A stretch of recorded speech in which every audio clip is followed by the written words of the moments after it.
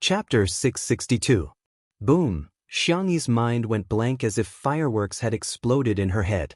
Through the cold electronic equipment, Shi Sui's thin lips curled up and her face instantly heated up. Cough, cough, cough. A few seconds later, Xiangyi broke out into an earth-shattering coughing fit. She finally calmed down. It's okay. Shi Sui looked disappointed. Sister E, do you think the hair clip is ugly, or do you think I'm ugly? It was said that little puppies were the most irresistible when they acted coquettishly.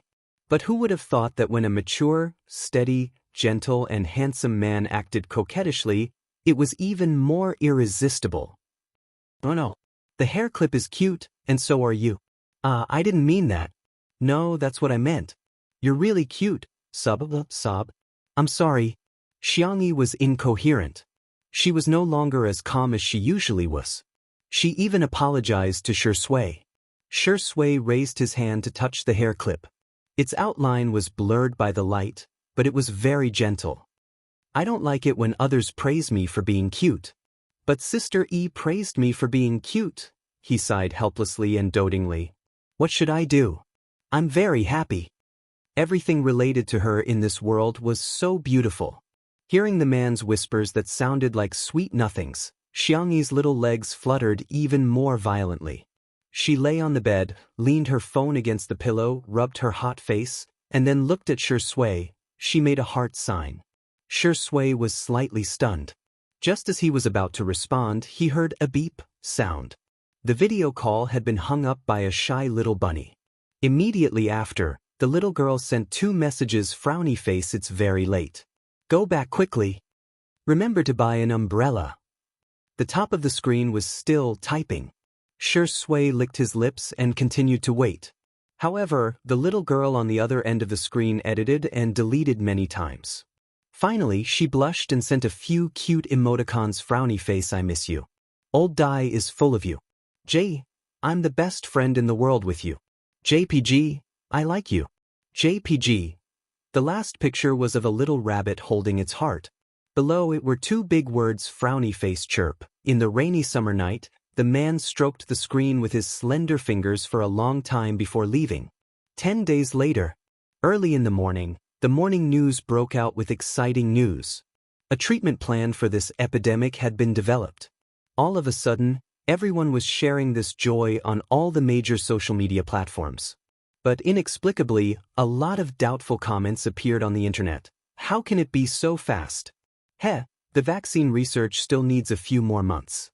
Can it be cured just like that? I'm not suspecting the officials. I'm suspecting that some doctors are faking it for the sake of their own reputation. Healing? I'm dying of laughter. As far as I know, all the patients currently rely on strengthening the body's immune system to heal themselves. This so-called treatment plan can't be bragging about only having a little effect, right? Who knows if it'll work or not? Perhaps there would be no effect at all. Similar epidemics had happened in other countries before. Their medical standards were top-notch, but it took them several years to come up with a treatment plan. Since when can our medical standards be compared to those of other countries? At the same time, the morning news showed the list of people who had proposed a treatment plan. Xiangyi's name was at the top. Chapter 663. The netizens who saw the news were dumbfounded. According to normal logic, being ranked first meant that she had made the greatest contribution. There are so many highly respected medical bigwigs standing aside, and yet, a young girl is ranked first? Does that make sense? Many netizens' comments were soon filled with arrogance and prejudice as they began to criticize. These experts have no bottom line. They may take in disciples, but how can they mess around with the rankings? I have a bold guess that Xiangyi's grandfather colluded with those experts to pave the way for his granddaughter's future. It might not be so disgusting if they did it slowly, but it's so direct. It's like a sugar daddy in the entertainment industry trying to groom a female artist. What's the difference between this and academic fraud? It's not her own thesis but under her own name. She didn't contribute at all, and yet she's still the author. How disgusting. Be careful, the higher you stand, the harder you fall. After all, it's lonely at the top. If you misbehave, you'll fail sooner or later. The voices of doubt were all over the place. Even the passers-by who had a good impression of Xiangyi were shaken. After all, the good doctors they met in life were all older. How many young doctors were reliable? What more a young female doctor? Besides, she was only in her early 20s. Although she could be a genius, how many geniuses were there in this world? Habits were a powerful force that was even harder to change once they formed a mindset. More and more people participated in the discussion, and various small articles and short videos emerged one after another. The discussion about the treatment plan was far less than the discussion about Xiangyi. The officials didn't expect that the public's focus would deviate to such an extent. Just as the public opinion was at its peak, the official Weibo account of 2 Under One Roof posted a new post. Frowny face 2 Under One Roof V. Sister E, welcome home. See you guys at dinner. Ahem, see you at the live stream. The accompanying picture was of a black car parked at the gate of Little Rabbit Farm, and a young girl alighting from the car with a backpack on her back. The setting sun was a large patch of orange on the horizon, and half of the young girl's face was hidden in the shadows, as if she had been plated with a layer of filter. She looked quiet and composed. However, she had obviously lost a lot of weight, and even though she was wearing a mask, it was obvious that her chin had become sharper. All of a sudden, the netizens who couldn't sit still flooded the live stream.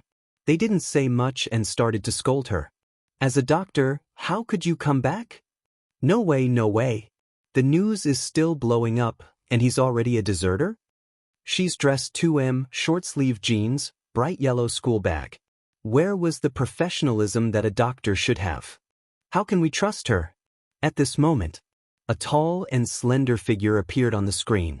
The photographer slowly zoomed in to ensure that the two of them were in the same frame. In an instant, a scene that resembled an idol drama appeared before everyone's eyes. Shui naturally took Xiangyi's bag and rubbed her hair. I'm back. Xiangyi's eyes curved slightly. I brought you a lot of things. Xiangyi pulled open the zipper, and the things inside gushed out as if they had exploded. The little girl introduced him in a gentle voice. This is the most famous shrimp and custard bun in the West Continent. This is the medicinal plaster that Grandpa Fong gave me. It's a secret ancestral recipe. And the blind box I picked at the station. Look, isn't this very similar to yours? I'm so lucky. The girl was like a dragon who loved to hoard shiny treasures, but she didn't hesitate to share them with her baby. The netizens in the live stream were speechless. They suddenly didn't know what to say. It's quite sweet? Chapter 664. Every time Xiangyi took out an item, she would introduce it to him seriously. She was chattering incessantly but not noisy at all. Shui's gaze was affectionate and he smiled gently. From time to time, he would nod and chime in. He waited for her to introduce the entire bag of items. Are all of them for me? The man asked softly. Xiangyi nodded vigorously. Xiao Naofu, who was not far away, took a few steps back when it heard those words. Its eyes were full of disbelief. Li Jinyu gestured for the cameraman to give Xiao Naofu a close-up shot, which instantly made the audience laugh. Director Li, you're so good at this. Xiao Naofu, that year I made a mistake after all. Oh my god. Is little Shiji a spirit? He actually pulled Xiao Naofu into his arms and kissed it. Xiao Naofu CP is so awesome. I'm sick of it, I'm really sick of it. This couple must be 99%. The creamy yellow Shiba Inu held the kitten in his arms and licked its fluffy fur, as if he was saying with his actions, Kitten, you're mine. He's even more domineering than my owner, Xiang Feng. Xiao Naofu was so traumatized that it forgot to resist. Before it knew it, its head was covered in saliva. The audience expressed their opinions. I can't take it anymore, my diabetes is getting worse. I never expected that I'd have to eat Xiao Naofu and little Shiji's dog food too. Shui equals live-in son-in-law, little Shiji equals live-in son-in-law, so Shui equals a dog. Is there something wrong with that, friends? The comment section was extremely lively, and the tense atmosphere from before was gone. Shui led Xiangyi into the living room and pressed her down on the sofa to rest. He didn't forget to place a soft pillow behind her back. He lowered his head and turned on the TV, after which he switched to a variety show. He had also prepared snacks and fruits. The food is ready, I'll go get it. Xiangyi said softly, why are you such a good husband and father? Shui couldn't help but laugh as he stared at Xiangyi for a few seconds. Xiangyi was puzzled. Why do you keep looking at me? Did I say something wrong? The only response she got was a pair of warm palms rubbing the top of her head a few times. Wait for me. When the man strode into the kitchen with his long legs, Xiangyi suddenly realized that something was wrong. A good husband and a good father, they were just dating. What nonsense was she spouting? The untimely CP fans in the live stream all smiled at the same time. Shui, thank you, sister. I will try my best to be a good husband and a good father. Cute, cute.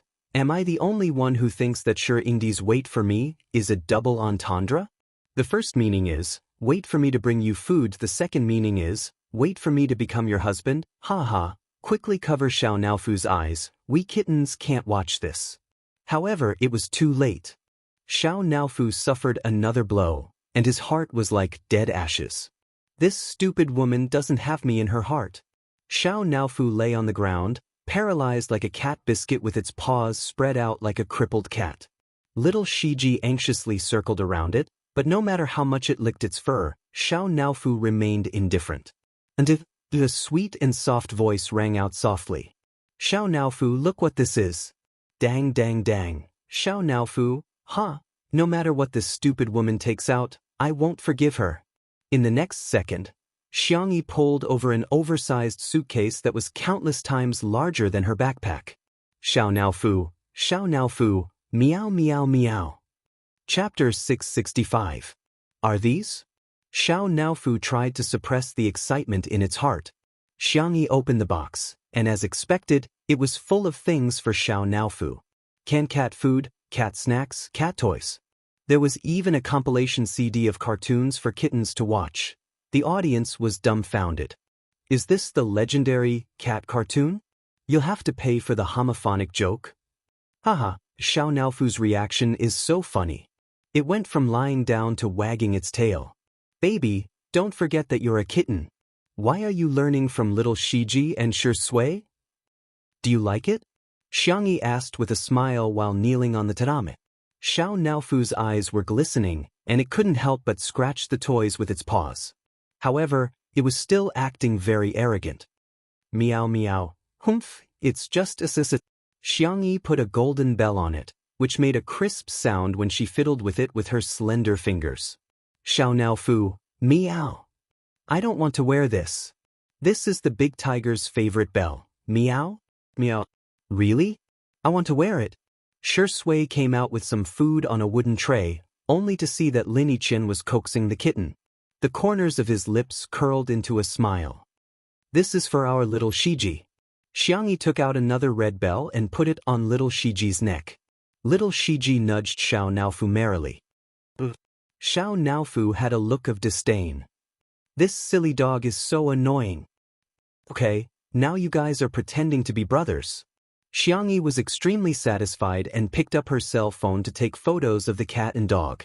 Both of them were very photogenic and looked good in all the photos. Xiao Naofu couldn't be bothered to pose and was cold and arrogant throughout. Little Shiji, on the other hand, was kissing, hugging, and licking it. It was a real bootlicker. The comments in the live stream. I'm willing to exchange 5 kilograms of fat for Xiao Naofu's soul. What do you mean by pretending to be brothers? They're obviously a couple. I'm so jealous. Even kittens get kisses. I'm already in my 20s, but I'm still dating my mother. Xiangyi took out a DVD player and put the disc in. The TV began to play a cartoon. Xiao Naofu and little Shiji squatted in front of the coffee table and watched with great interest. Since there were no guests, Xiangyi and Shui didn't pay much attention to the table and sat down to eat. The dinner that Shui made was very simple. Millet yam porridge, boiled vegetables, custard buns, and shrimp dumplings. Xiangyi tasted them one by one. How does it taste? Shui looked calm, but she was actually a little nervous. Xiangyi looked at him seriously and gave him 2 thumbs up. Excellent. Our Shui is the god of cooking, the genius of cooking, and the king of home-cooked dishes.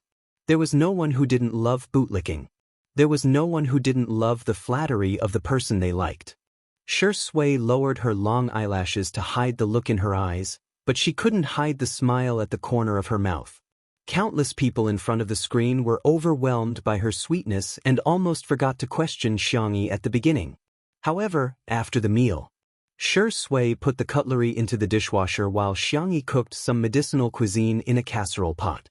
Steam rose from the pot, and the bitterness of the Chinese medicine mixed with the aroma of the ingredients wafted into everyone's noses.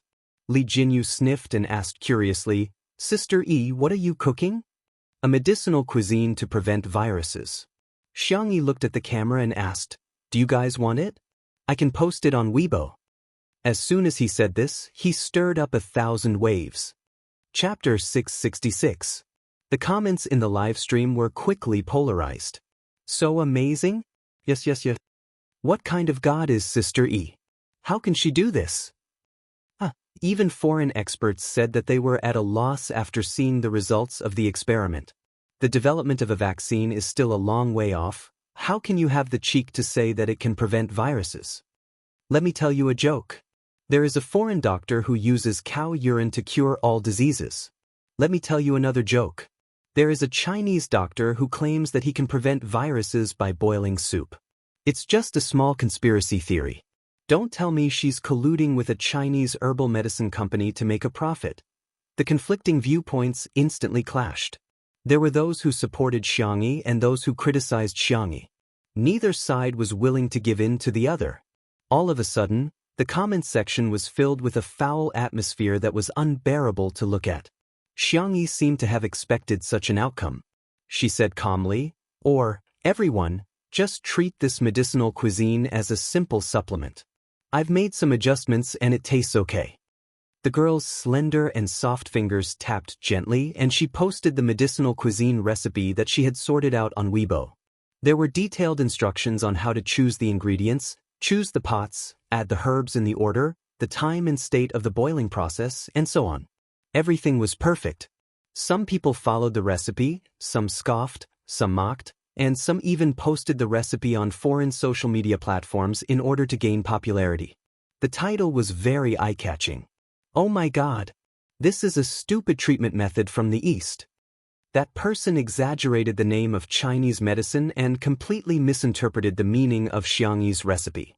It was as if the translation of husband and wife lung slice was slicing the lungs of the husband and wife. The foreigners who didn't know the truth were confused when they saw the prescription. "Oh my God! This is so backward. This isn't treating a disease, it's killing people. Unbelievable. Is China still a primitive society? How can they still believe that boiling water with grass and twigs can cure diseases? Why don't they believe in science? Don't they believe in Western medicine?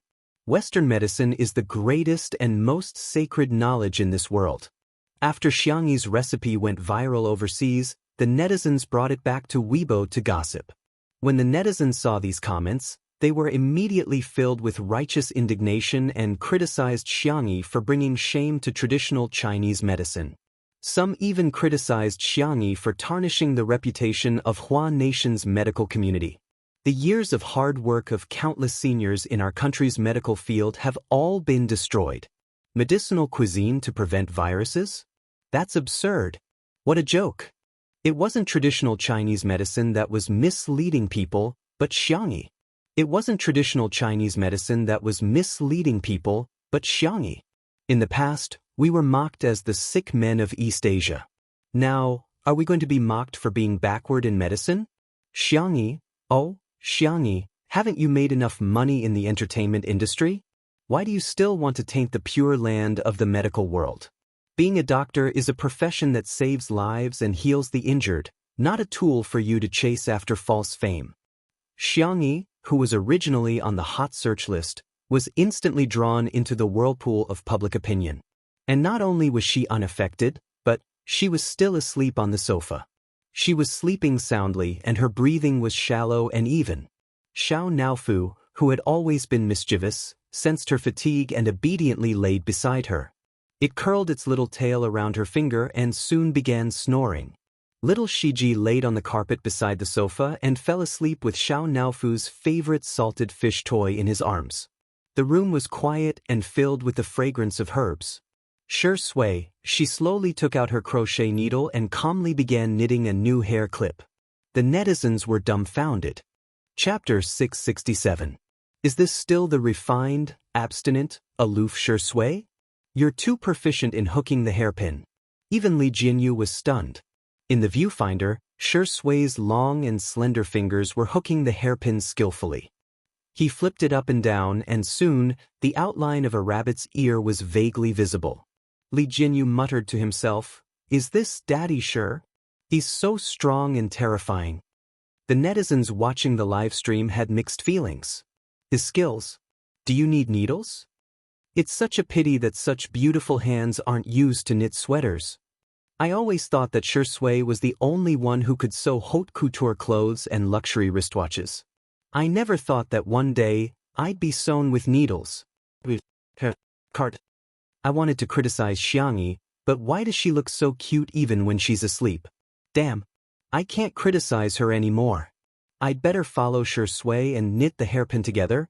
Yes, we're just so shameless. Spicy Tutu also noticed that Xiangyi was exhausted. He must be exhausted. She fell asleep as soon as she hit the bed. She looks like a worker who has worked overtime. Sister E is so pitiful. She gets criticized for everything she does, but some keyboard warriors, what have you done? I want to ask those who criticize Sister E, don't you have a heart? She rushed to the front line of the epidemic as soon as possible and treated the patients without rest. She's also the biggest contributor to the cure plan. What else do you want? Why are you holding Sister E to the standards of a saint and holding yourself to the standards of a slut? They really felt sorry for Xiangyi. The internet magnified the malice and hostility of people, and ordinary people would feel terrible after being criticized. Xiangyi had been criticized by the entire internet for such a long time. Prejudice and haters would always exist, and there were too many times that they felt powerless. However, they also wanted to work harder for her sake and make their voices carry more weight so that more people could hear them. In that case, they might be able to change something, right? As for the foodie fans, they chose to support Xiangyi in the simplest and most straightforward way. That night, there were people sharing their medicinal cuisine on various social media platforms. There were dark cuisines that overturned cars and fed to dogs, but the dogs wouldn't eat them. There were also some that were exquisitely decorated. Just looking at them would make people drool. The most popular one was the daily vlog of a food blogger. Today, we're going to make the medicinal cuisine shared by Sister E. I've already bought the herbs and ingredients. Here's the list. The blogger had a habit of keeping accounts. He showed the purchase list to the camera, and every item was clearly marked.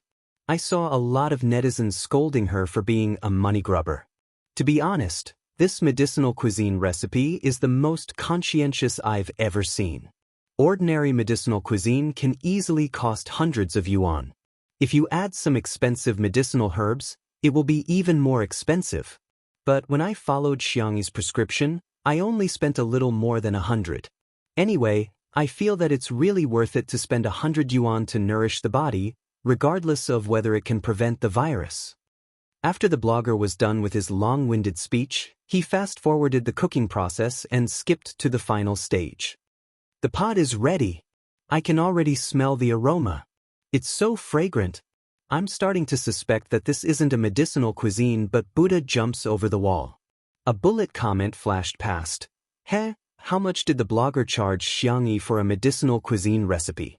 She's bragging to the heavens. The next second, the lid of the pot was lifted, and the rising steam gathered, creating a vast expanse of white. A few seconds later, everyone could clearly see what was inside the pot. Chapter 668. A few seconds later, the camera focused and everyone could see what was inside the casserole. Unlike the dark Chinese medicine that he had imagined, the soup in the pot was surprisingly bright and clean. Wow, just by looking at the color, I can tell that this soup is going to taste terrible, the blogger exclaimed excitedly. He used a spoon to flip the ingredients at the bottom of the casserole, only to see that they had all been stewed until soft and tender. It was extremely appetizing. Gulp. The clear sound of the blogger swallowing his saliva could be heard in the video. I'm not afraid of you laughing at me, but I've recorded so many food videos, and sometimes I get tired of them too. The blogger rubbed his head at the camera and smiled honestly. I don't even have an appetite for delicacies. Haha, doesn't it sound a little like Versailles literature? While talking, he nimbly scooped up the residue of a few Chinese medicinal herbs. But today, this medicinal cuisine is no exaggeration. It really makes me hungry. How should he describe it? It was the kind of taste that he hadn't tasted in a long time. Although it was very simple and plain, just smelling it made him hungry. He wanted to pick up the bowl and chopsticks and finish 2 bowls of rice. Real-time pop-up comments, that's a little exaggerated, keep acting, keep acting. Self-media bloggers these days are really going to die if they don't do sponsored partnerships. So be it. At least don't make it so disgusting, right? Anyway, just hearing the name Jianghu makes me want to vomit.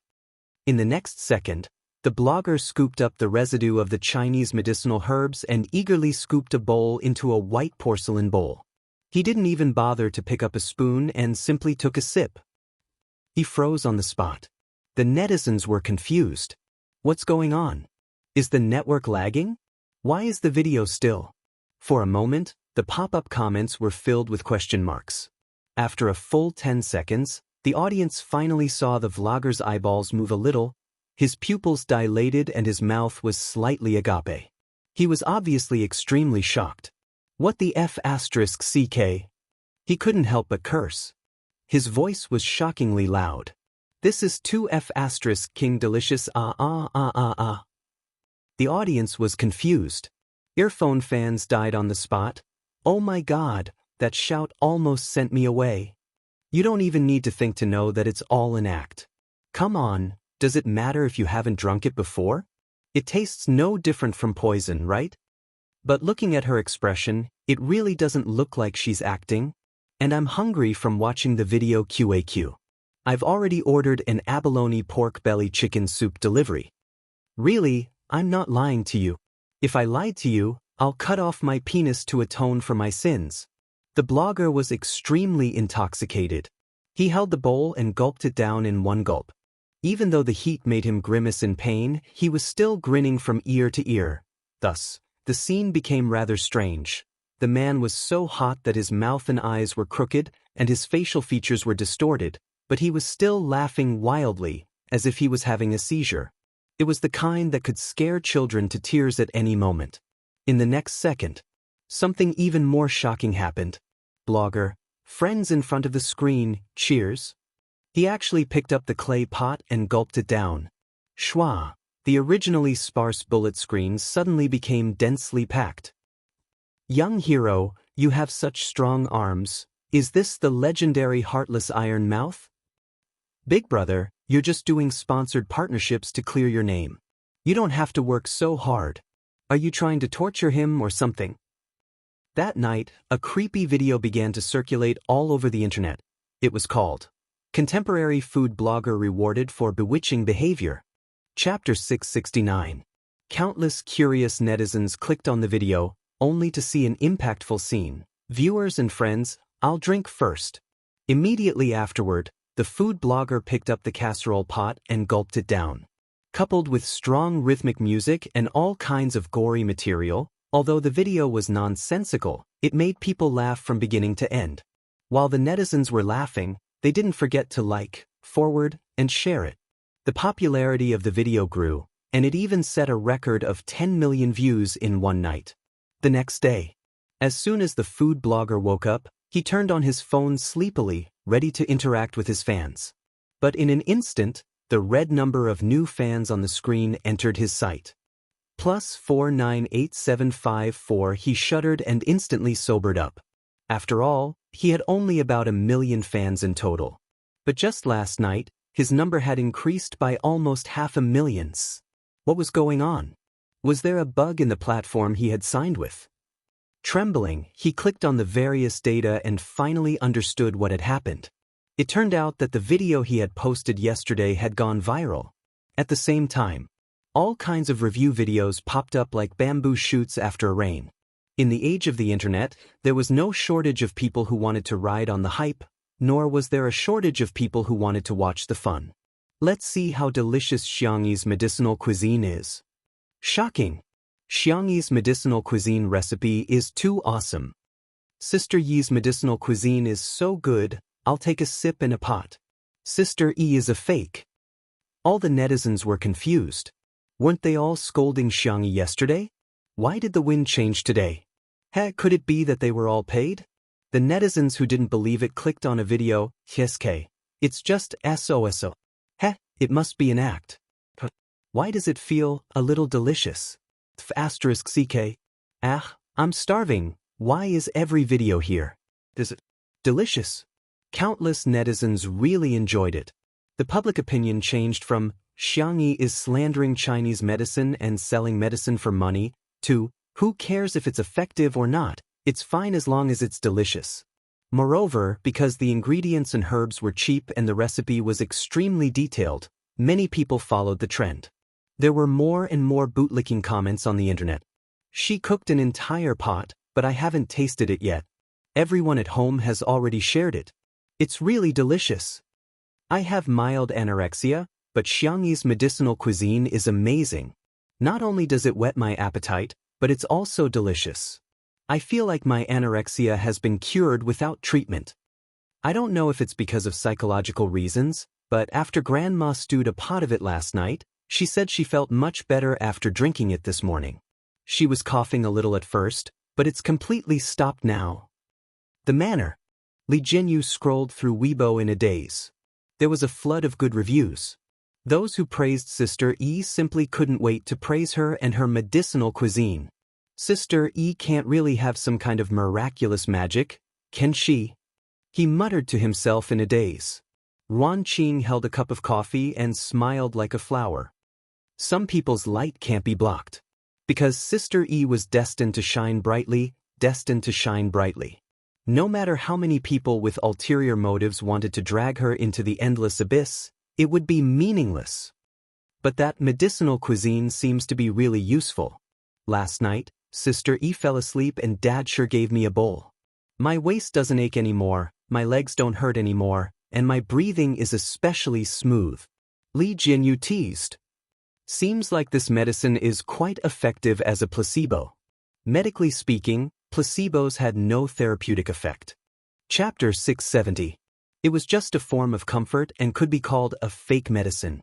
Li Jianyu naturally believed in Xiangyi's medical skills. The fact that a pot of medicinal cuisine could prevent the virus was beyond his knowledge since he was a child. In his opinion, one had to take medicine, get injections, or be put on an intravenous drip. Ruan Qing took a sip of coffee and said leisurely, I think this medicinal cuisine is indeed effective. No way, honey, this doesn't make sense at all. Who are you calling your wife? Ruan Qing raised her eyebrows. Li Jianyu immediately chickened out.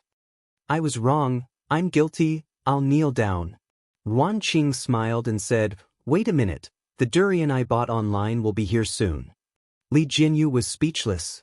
Jokes aside, Ruan Qing analyzed seriously. What do you think of Sister Yi's art?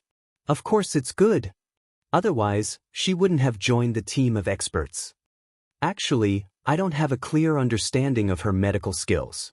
However, I don't believe in her medical skills, but in her as a person.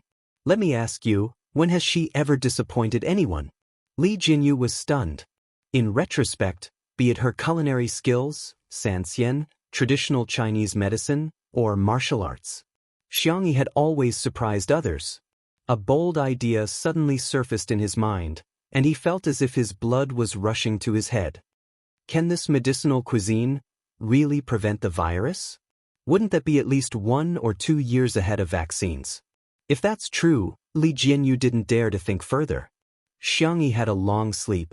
She didn't even go for her morning exercise. She only woke up when it was almost noon. As soon as she went out, she saw Shi Sui playing with Xiao Naofu and little Shiji in the courtyard. The game was very simple. Shi Sui raised his hand and threw a tennis ball, while little Shiji bounced around to pick it up. The variable was Xiao Naofu.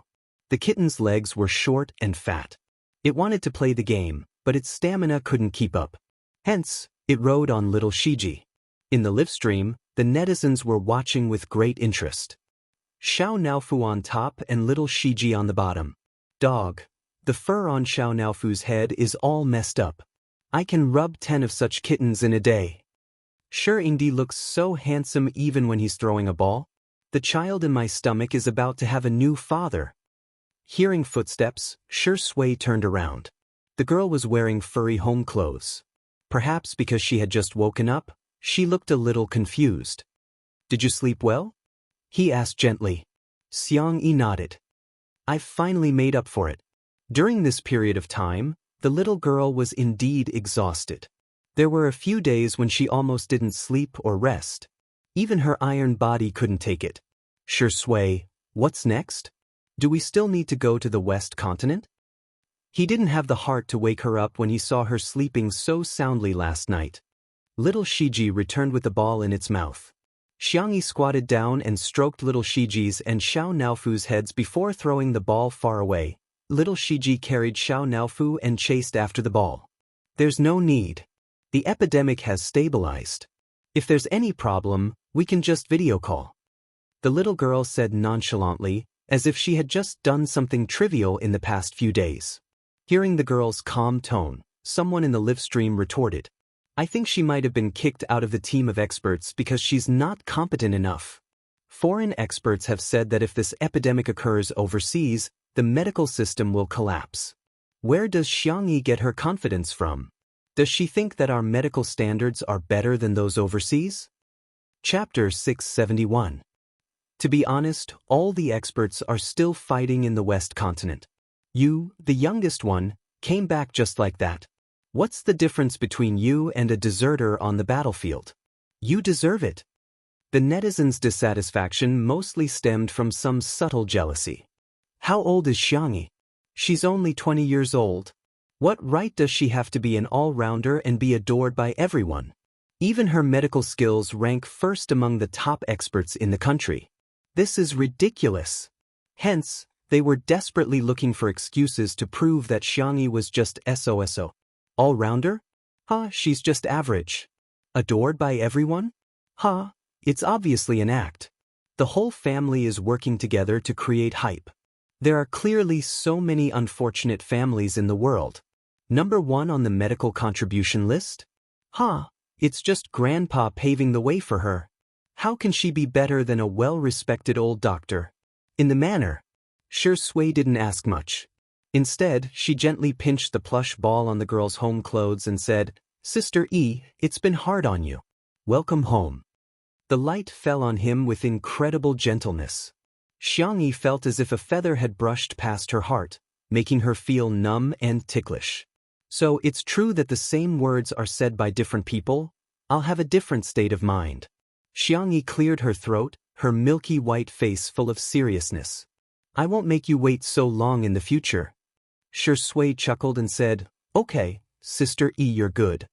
As she spoke, she put a newly knitted hair clip on the girl's hair. The white bunny ears were circled with pink wool. They were cute, soft, and much more exquisite than the first one she knitted. It didn't look like something she had just knitted. Xiangyi touched it with her hand, but she couldn't see it herself. Hence, she tilted her head and asked the cameraman old Zhang, Does this look good? The experienced old Zhang's hands trembled violently. No one would be able to withstand such a critical blow from his peerless beauty. The fans in front of the screen were even more so. For a moment, the comments section was filled with excitement. Nice. Xiangyi, you're the prettiest in the universe. Bunny with rabbit ears? Amazing. Amazing. Even covering my mouth couldn't stop me from screaming. Has Sure Ingdi really only been learning for a few days? The lousy students are crying. Is this man's learning talent so strong? Questioning voices would not be late. The medical staff is bleeding and crying on the front line, but you're at home being lovey-dovey? You really don't treat other medical staff as human beings, do you? A kind reminder, you've already embarrassed yourself overseas. If you have time, I suggest you check out the foreign websites to see how much Chinese medicine has been slandered because of you. First, you boasted that the treatment plan is at the top of the contribution list, And now you're saying that a pot of soup can prevent viruses. Miss Yang, why don't you ride the wind and soar to the skies? Suddenly, a staff member hurriedly ran over. Sister Yi, hurry up and change your clothes. Xiangyi guessed, is there a guest? No, no. The staff member had not recovered from his panic and stammered, so many people. There were also the media, and reporters. I heard that there might be a live stream. The haters in the live stream perked up when they heard this. This staff member is so flustered, it's definitely not a good thing.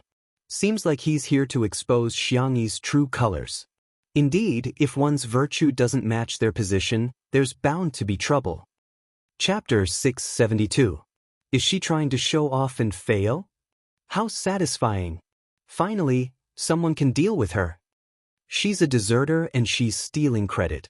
She should be criticized. A group of people were criticizing her as if Xiangyi had already been nailed to the pillar of shame. The spicy tutu fans, on the other hand, began to speculate curiously. Did your IQ run away from home?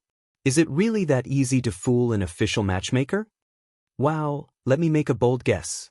Are they here to give Sister Yi a little red flag? After all, our Yi Mei is a warm-hearted citizen, Miss Yang. I also think they're here to praise Sister Yi. After all, Sister Yi has made such a great contribution. Some haters are just blind. They only see what they want to see and believe what they want to believe. Is the essence. Sister, there's no book for you in the bookstore. I'm going to smash the bookstore. Ali Jinyu was also a little confused and worried that something bad would happen. Just as he was about to go talk to them himself, Xiangyi casually tied her hair into a bun and said calmly, "Don't panic, I'll go take a look." The staff member asked, "Huh? Why am I being comforted by Sister Yi? Is there something wrong?" Shui said, "I'll go with you." Hence, the two of them walked leisurely towards the main entrance like an old couple taking a stroll. Everyone at the scene was speechless. The netizens watching the live stream were also speechless. Both of them had excellent body proportions, and from the back they looked like big shots. Also, so sweet, so sweet. The feeling of facing everything together, no matter what the road ahead was really heart-wrenching. At the main entrance, Oyu Fujimoto climbed up the black iron gate. Through the fence, he could vaguely see the cars and people gathered outside. The door opened automatically. Hearing the sound, the reporters outside quickly set up their cameras as if they were on a battlefield. Their movements were neat and uniform, and all of them were aimed at Xiangyi. Li Jinyu and the others, who were following behind, saw this scene and were a little confused. Li Jinyu was in a trance. Why do I feel like Daddy Sure is outdated? In the live stream, Sister Shui made fun of herself. Be more confident, get rid of your feelings. After all, our Shui is a gigolo. Seeing that Shui is finally living off a woman, his old mother shed tears of relief. The other netizens were speechless. What's going on? Other than Spicy Tutu, was there another Shui sister among the abnormal fans in the fan circle? For a moment, I don't know if you guys are real fans or not. But soon, everyone's attention was attracted by the reporter's voice. Sister Yi, look at how thin you've become. I smell the aroma. Sister Yi, I have a colleague who wants to try your cooking. Bah. Shameless. The colleague you're talking about is yourself. Sister Yi, don't listen to him. I'm fine with the leftovers. His words, which were as intimate as daily life, subverted everyone's imagination. Some netizens recognized that many of them were famous reporters from major television stations. Whether it was in terms of professionalism or popularity, they were impeccable. In the past, when they interviewed others, most of them were very aloof. But today, it was Sister Yu. Why are they so affectionate? Xiangyi nodded slightly and insisted, "Hello." "Hello, Miss Yang." As soon as the bespectacled man in the middle of the crowd spoke, the surroundings quietened down. "Sorry to disturb you, we're the reporters who previously agreed to do a joint interview with you. We received the news a few minutes ago. May I ask, how do you feel about being selected as the National Hero of the Year?" Chapter 673. Be it the live audience or the netizens in front of the screen, they were all stunned. What did I just hear? National Meritorious Minister of the Year? Although they didn't know what this award was, with the word national in front of it, it sounded very impressive. In the live stream, what the F***CK? What's going on? Huh? These people aren't here to criticize Sister E, but to praise Sister E? I went to search. This award is so F***king impressive. Simply put, the winners are all people who have made great contributions to the country. I'll give you two simple examples. One of the winners last time was a Nobel Prize laureate, while the other achieved a global breakthrough in the field of materials. The live stream was in an uproar. What was the most ruthless slap to the face? It wasn't a slap, but a casual slap. From beginning to end, the other party didn't take them seriously, but they wished they could slap themselves a few times. The netizens who had been arguing nonstop were all dumbfounded at this moment. At the venue, Jianghu was slightly stunned and said humbly, "It's an honor, but I don't deserve it." The refined reporter pushed his glasses up his nose bridge and said with a smile, "No, I think you deserve it." As everyone knows, Miss Jiang discovered an ancient prescription for dealing with the epidemic in an unpopular medical book and made ingenious improvements to it, which made the treatment plan possible. The netizens were speechless. Previously, the morning news report was not detailed enough. In fact, the TV station wanted to do an exclusive interview, but they didn't expect that due to some people's biased understanding, it would lead to a misunderstanding. Now, the reporter's words had undoubtedly clarified for Jianghu. Furthermore, he had clearly stated her contributions. She was the one who discovered the ancient prescription and improved it. If she wasn't first on the list of contributions to the treatment plan, who else could be first? That wasn't the end of it. The other reporters asked one after another, "Sister E, what do you think of the role of Chinese medicine and Western medicine in this epidemic?" "Sister E, your preventive medicinal diet has been tested in clinical trials, and it has been confirmed that it has a 90% chance of being effective. How did you come up with this idea?" "Sister E, the epidemic in the West continent has subsided in less than half a month. The experts all said that it was all thanks to you that you could come back and rest. Are you still planning to go back?" One question after another was like a powerful fist, hitting the bar spirit's face from all angles. Countless people in front of their screens were speechless. Therefore, the treatment plan was discovered and innovated by Jianghu, and it was ranked first on the contribution list.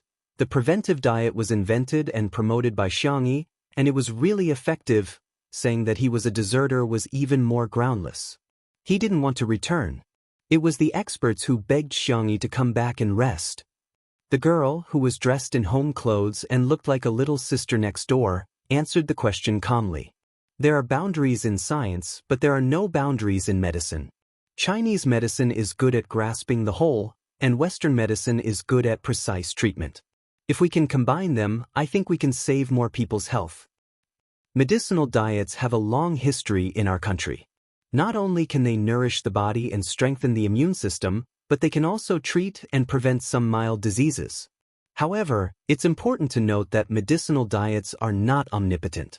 If you fall sick, you must see a doctor. Remember that.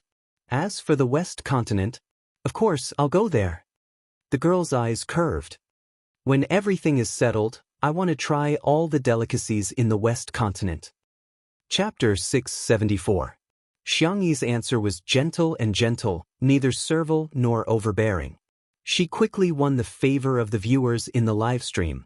What kind of treasure is this girl? Cack, I suddenly realized that Jianghu's EQ is quite high. Ah, our kid is awesome. Baby, your mama's pride. I'm from Xi Continent, and to be honest, I'm tired of hearing other people say that they hope Xi Continent will get better soon. But Sister Yi's words about wanting to taste all the delicacies in Xi Continent are so offensive. At the same time, the official live stream was also in progress. Dressed in pink and white home clothes and wearing a knitted tutu earring hairpin, Jianghu was extremely adorable to the viewers, be it when she answered the interview seriously or when she smiled. We all know that Miss Jianghu has posted the recipe for the medicinal cuisine on Weibo, but the audience on Weibo may be young people. I hope that through this interview, Sister E can publicize the recipe again so that more elderly people can benefit from it. Xiangyi nodded solemnly. You're right. Nowadays, the internet was developing rapidly, but the elderly seemed to have been abandoned by the times. Many elderly people didn't know how to pay with their mobile phones, use navigation software, or even use WeChat. Not to mention browsing Weibo and recording recipes. Other media outlets also recorded the interview with cameras and voice recorders, so as to create the widest influence possible through more channels. After all, that was what the media should be doing. Under the expectant gazes of the crowd, Xiangyi cleared her throat and slowly said in a voice that was several times louder than before. Uncle, Auntie, Grandpa, Grandma, can you hear me? The live stream viewers.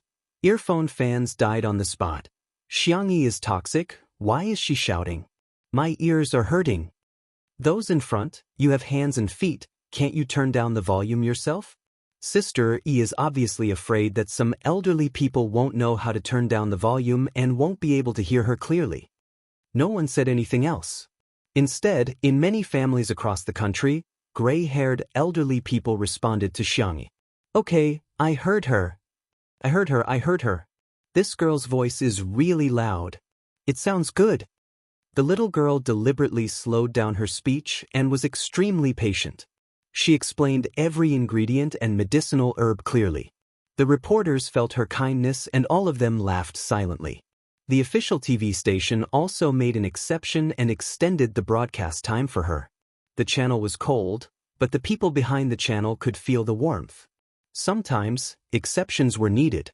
After Xiangyi finished speaking, she repeated it briefly and asked loudly, "Do you remember it?" In the live stream, the hostility was gone. Instead, it was replaced by positive comments. Remember. Please praise me. Haha, my grandma is listening so seriously. She even wrote it down in a notebook. In the past, I didn't realize that my father had a hearing problem. He was afraid of affecting us, so he always turned the volume down and watched the news expressionlessly. Today, when I saw him smile at Xiangyi, I realized that he could only hear Xiangyi's voice clearly. I'm going to bring him for a physical examination in the afternoon. The interview came to an end. Last question, Sister E, what do you want to say to your family? Unknowingly, the reporter who called her Miss Yang also called her Sister E. Chapter 675. The fair-skinned girl blinked her long black eyelashes. I don't seem to have anything to say. A few bickering comments appeared in the live stream. Oh, you're not going to F***ck your group's pet persona anymore? Now that you're famous, you've forgotten about your family? Let's be honest, can you get to where you are today without your family? Who would care about you? I'm dying of laughter. However, Xiangyi's next sentence was, I basically video call my family every day. If everyone is free, I'll also video call them together in the group chat. The Xiang family was much closer than ordinary families. Her grandparents, uncles, and brothers doted on Xiangyi, and it was never a one-sided relationship. Xiangyi would occasionally scroll through funny videos or read interesting books. Whenever she made a new dish, she would immediately share it with her family. The trolls? Sorry for the interruption. When will the live stream have a retraction function? If you can't come home often, then contact me often. The girl faced the camera with a faint smile. A hint of a smile flashed across the refined reporter's eyes behind his glasses. He suddenly understood the reason why those experts doted on her. Which elder wouldn't love a gentle and sensible girl like her? Then that's it for the interview. He was about to end the process when the girl suddenly said, "But I have something to say to him."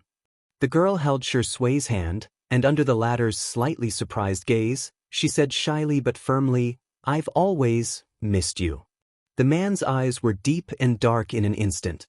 Subconsciously, he grabbed the girl's slender wrist. His big hand held her small hand, their fingers intertwined. Ahem, that's it. Xiangyi looked at the camera. This is an off-topic, because he's also my family.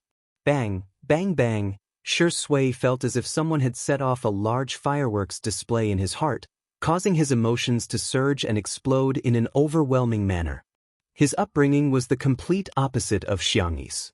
The relationship between the Shui family members was indifferent, And he was also very estranged from his biological parents. Father Shi's love for Mother Shi was passionate and grand, but also crazy and paranoid. Father Shi had a strong sense of possessiveness. In the beginning, he only restricted Mother Shi from making friends and going out. Later on, because of some mental illness, he directly restricted Mother Shi from going out. This was what civilization said. From a legal point of view, it was a violation of personal freedom. The differences between the parents were getting bigger and bigger. Every day, the house was filled with the sounds of quarreling, crying, and things being smashed. At that time, Shi Sui's biggest wish was to have no family. But now, the gentle and soft girl was blushing from her ears to her neck. She was obviously embarrassed, but she still expressed her feelings in front of everyone and the camera. He wasn't just a boyfriend. It was his family. For the first time, Shi Sui felt the beauty of this word. Yes. He responded in a low voice. His voice was hoarse and mixed with some inexplicable emotions. He was clearly happy. I miss you too. All the reporters, who would have thought that such a positive interview still couldn't escape the fate of being eaten dog food? Okay, thank you Sister E for accepting our interview. I wish Sister E and your family happiness and health forever. The refined reporter closed with a smile. In the live broadcast room, the CP fans couldn't help but celebrate. I don't care, I don't care. This is the official satellite TV testifying to untimely couples' marriage. Chapter 676. Hello everyone, I'm the Civil Affairs Bureau. I'm here. Hello everyone, I'm the flower boy. I'm scattering flowers online. Heart suit, hello everyone, I'm Yu Lao. I announce that the red string between these two has been locked. I've swallowed the key. They must be together for the rest of their lives. The interview came to an abrupt end when Shi Sui and Jianghu looked at each other and smiled. However, the live broadcast was still ongoing. Thus, the audience in the live broadcast room discovered, the professional reporters, who had been busy just a moment ago, gave Jianghu a simple and honest smile. Some of the more timid ones were so scared that they trembled. What's going on? This scene is too much like a zombie movie. Everyone was too embarrassed to speak first.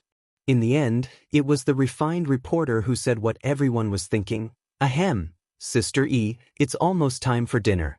We've prepared some ingredients, I wonder if we can? The Chinese language was broad and profound.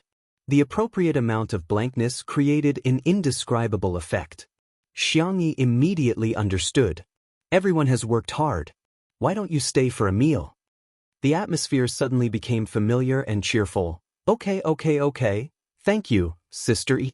Sister E, don't worry, I'll definitely only eat one bowl of rice. Oh, I'm so embarrassed. Sister E, I'll help you feed the pigs. What are you doing? Snatch the job. Let me tell you, I'll make it clear. I'll fight anyone who tries to snatch the job from me. The netizens? Fine, they were used to it. Sister Yi's routine was over. The refined reporter smiled and said, Thank you for your hospitality then. The group entered the manor. Even though many people had watched the live broadcast, they were still shocked by the picturesque scenery of the countryside. There was a glass greenhouse, a large vegetable field, chickens, ducks, pigs, and geese, as well as a small rabbit farm in the distance. It was simply a place where the gods lived. The group of reporters rolled up their sleeves and rolled up their trousers, working very smoothly. The large yard became lively. The reporters had brought a lot of ingredients. After some thought, Jianghu moved the barbecue grill that she hadn't used in a long time to the yard and began to process the ingredients.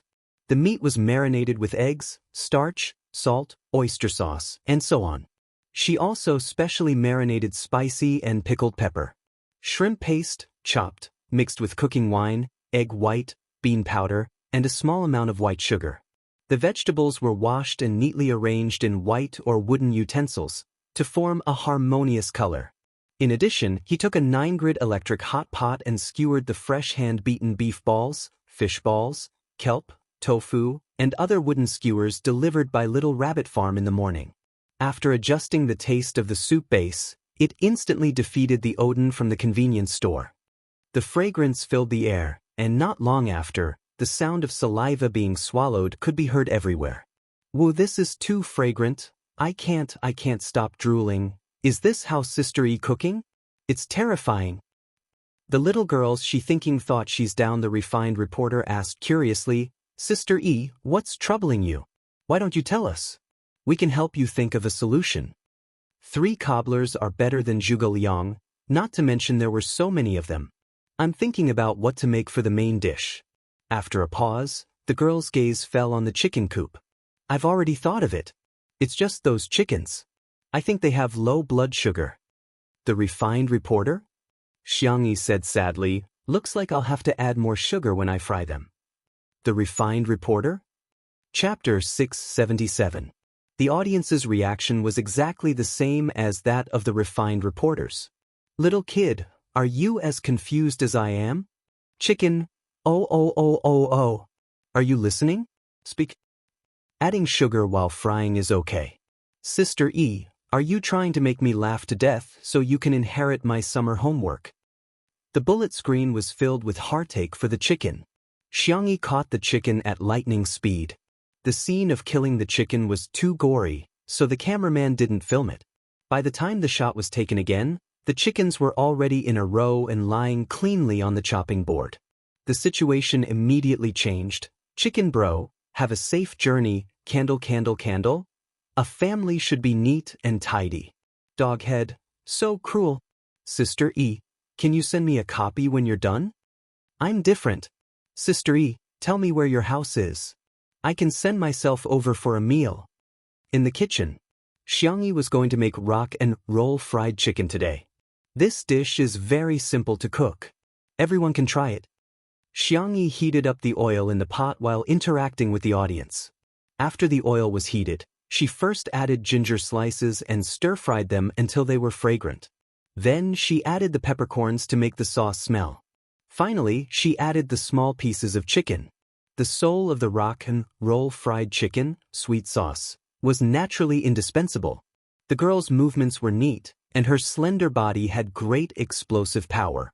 From time to time, she would toss the ladle. The audience cheered, I can do it. After stir-frying the chicken until the water evaporated, she added bone broth to the pot, brought it to a boil, and simmered it over low heat. Finally, she added green pepper, small pepper, onion, and rock sugar to add a rich spiciness and freshness. After stir-frying it evenly, it was ready to serve.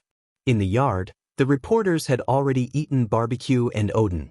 Jianghu's special sauce was unanimously praised. This chili powder is amazing. It's worthy of being a super chili cultivated by a scientific research institute. Sister E actually knows how to make sauce? God, is there anything she can't do?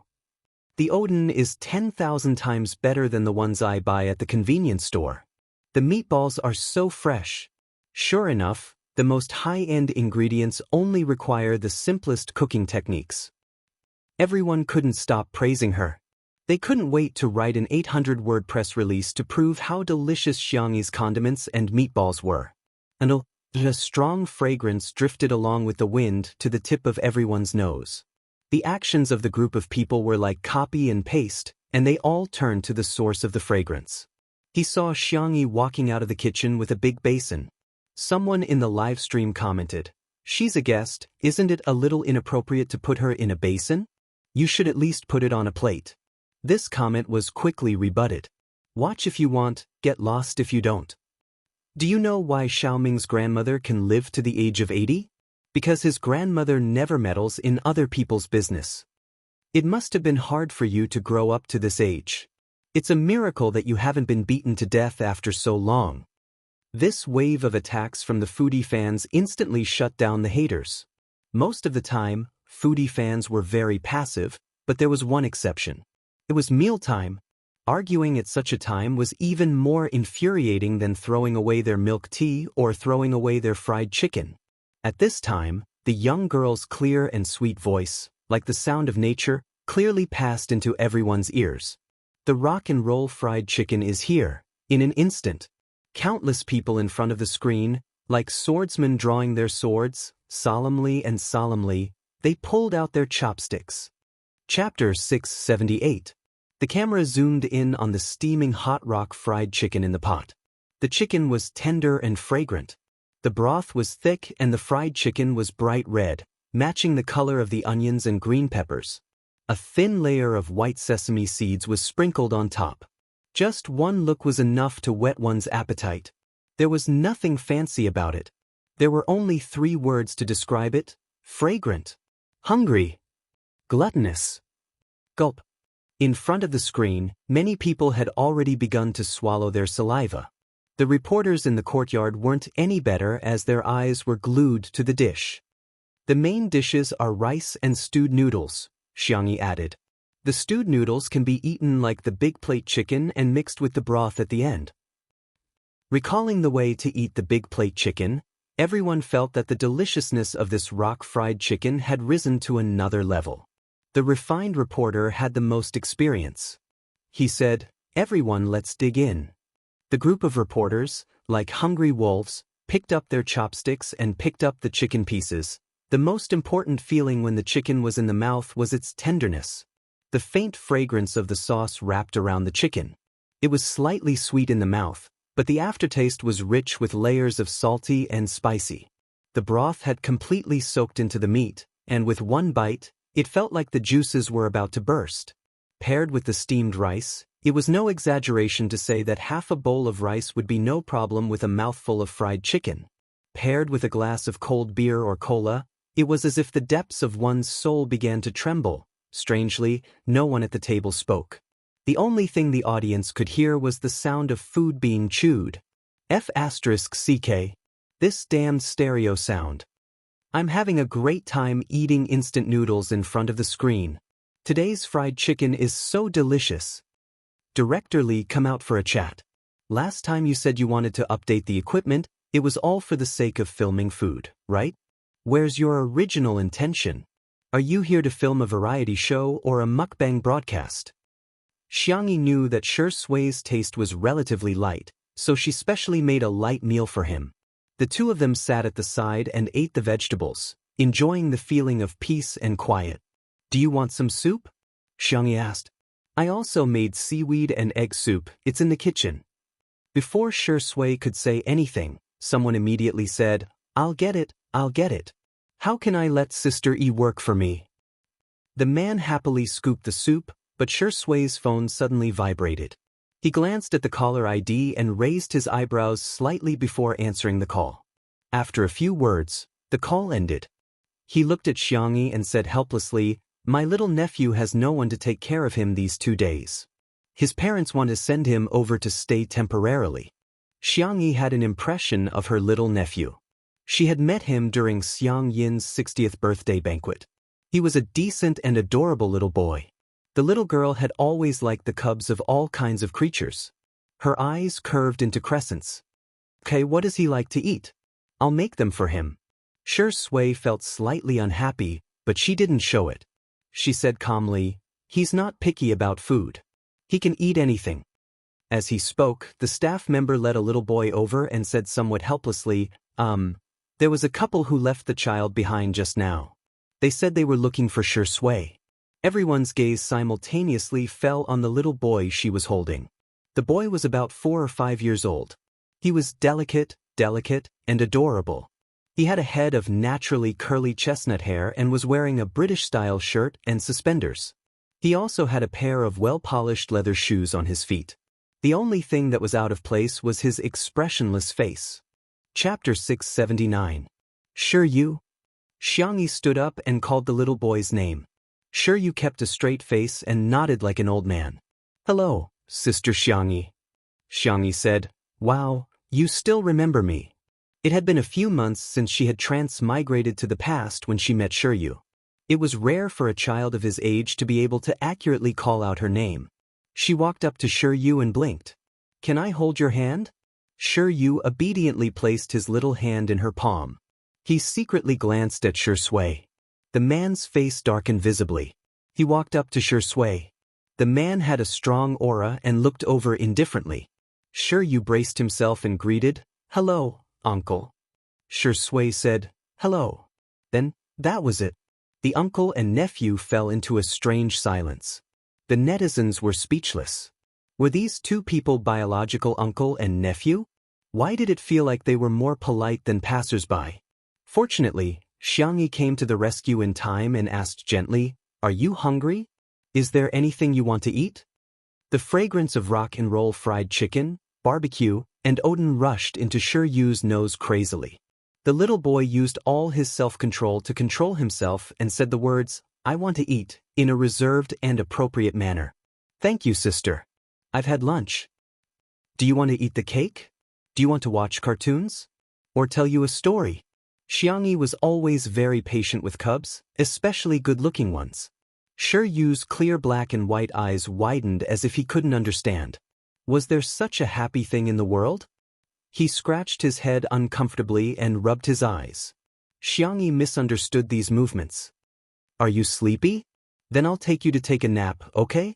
The little boy pretended to be cold, but his voice had the unique tenderness and softness of a child. Jianghu held Yu's hand and left.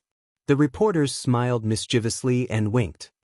"Shuringdi, Sister E is quite good at taking care of children." "That's right. When are you going to get married?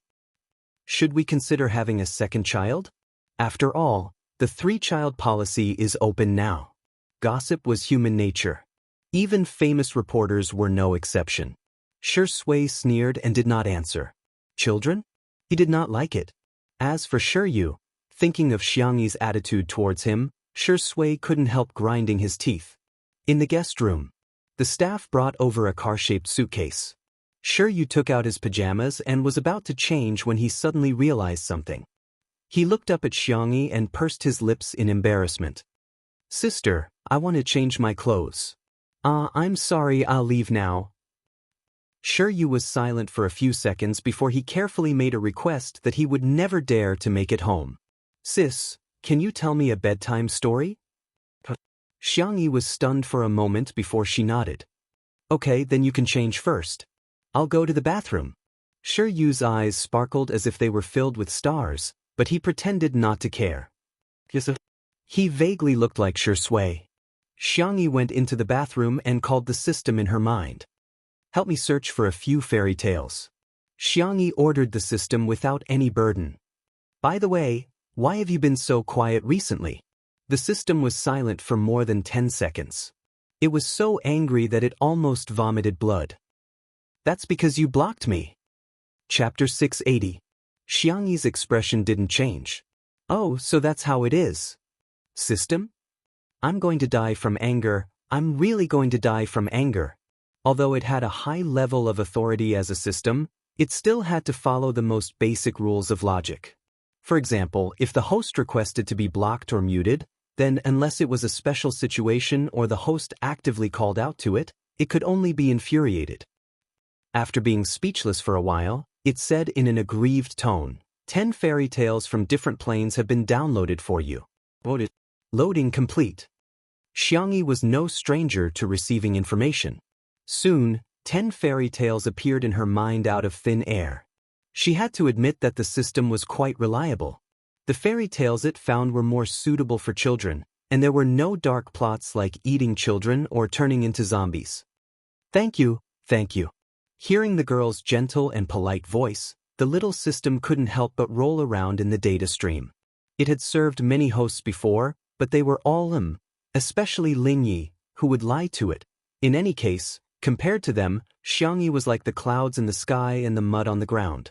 The new host is so good. She even knows how to say thank you. The little system was delighted when it heard the girl say the cruelest words in the most gentle tone. Continue blocking mode, thank you. System, was this what the internet in this plane meant by happy only lasts 3 seconds? But was it not professional enough? Was it not good enough? It was clearly many times better than that idiot Xiao Naofu. Could it be it was not as cute as Xiao Naofu? No. The frequency of the data stream fluctuated violently, and it took a long time for it to calm down. After testing the system, Jianghu had a rough idea of what was going on. What she knew was that the so-called missions issued by the system didn't force her to complete them, and it even took the initiative to go easy on her. Xiao Naofu used to be so close to her, but if she couldn't complete the mission, it would punish her due to the restrictions of the rules. However, after the punishment, Xiao Naofu would cry especially miserably. In addition, the system's tolerance towards her was definitely abnormal. It was as if it wasn't in a hurry for Xiangyi to complete the mission in this world. Shi Yu's appearance interrupted Xiangyi's thoughts. Elder sister. The little boy's voice was clear, and the outline of his round black eyes was soft. However, the corners of his eyes were curved upwards. It could be seen that he was somewhat similar to Shi Sui. When he grew up, he would probably also have affectionate peach blossom eyes. He changed into his blue and white checkered pajamas. Xiangyi felt that the cotton material looked familiar. You want to lie in bed and listen? Or do you want to sit there and listen, and sleep when you're tired? Xiang Yi pointed in the direction of the French window. This guest room was facing a good direction. At this time, the sun was shining brightly. The pea-green curtains were pulled open, leaving a layer of lilac lace curtains, sprinkling light into the room. When the wind blew, the light seemed to jump. There was a row of tatami mats on the floor, as well as a soft couch and several pillows. Shi Yu clenched his little fists and resisted the temptation. He said seriously, "Sister, I'll just lie on the bed and listen."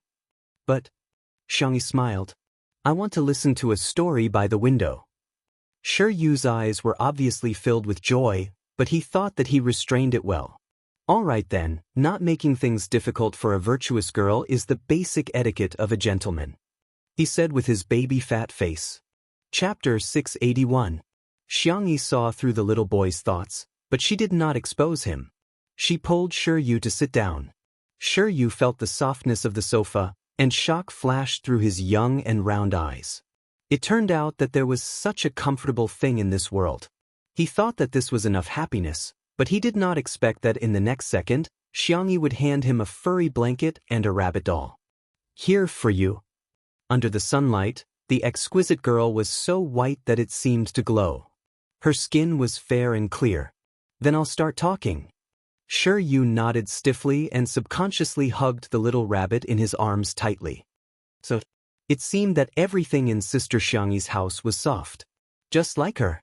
All of this was something that Shi Yu had never dared to imagine. The sun was warm, and Sister Xiangyi's voice was gentle. Shi Yu did not take long to feel sleepy. Even though he adhered to strict family teachings and paid attention to his sitting posture, he was still young. Not long after, the little one sank into the cloud-like softness. Prince Lemon found Princess Orange and told her that in this world, every fruit is different, but every fruit is worthy of love.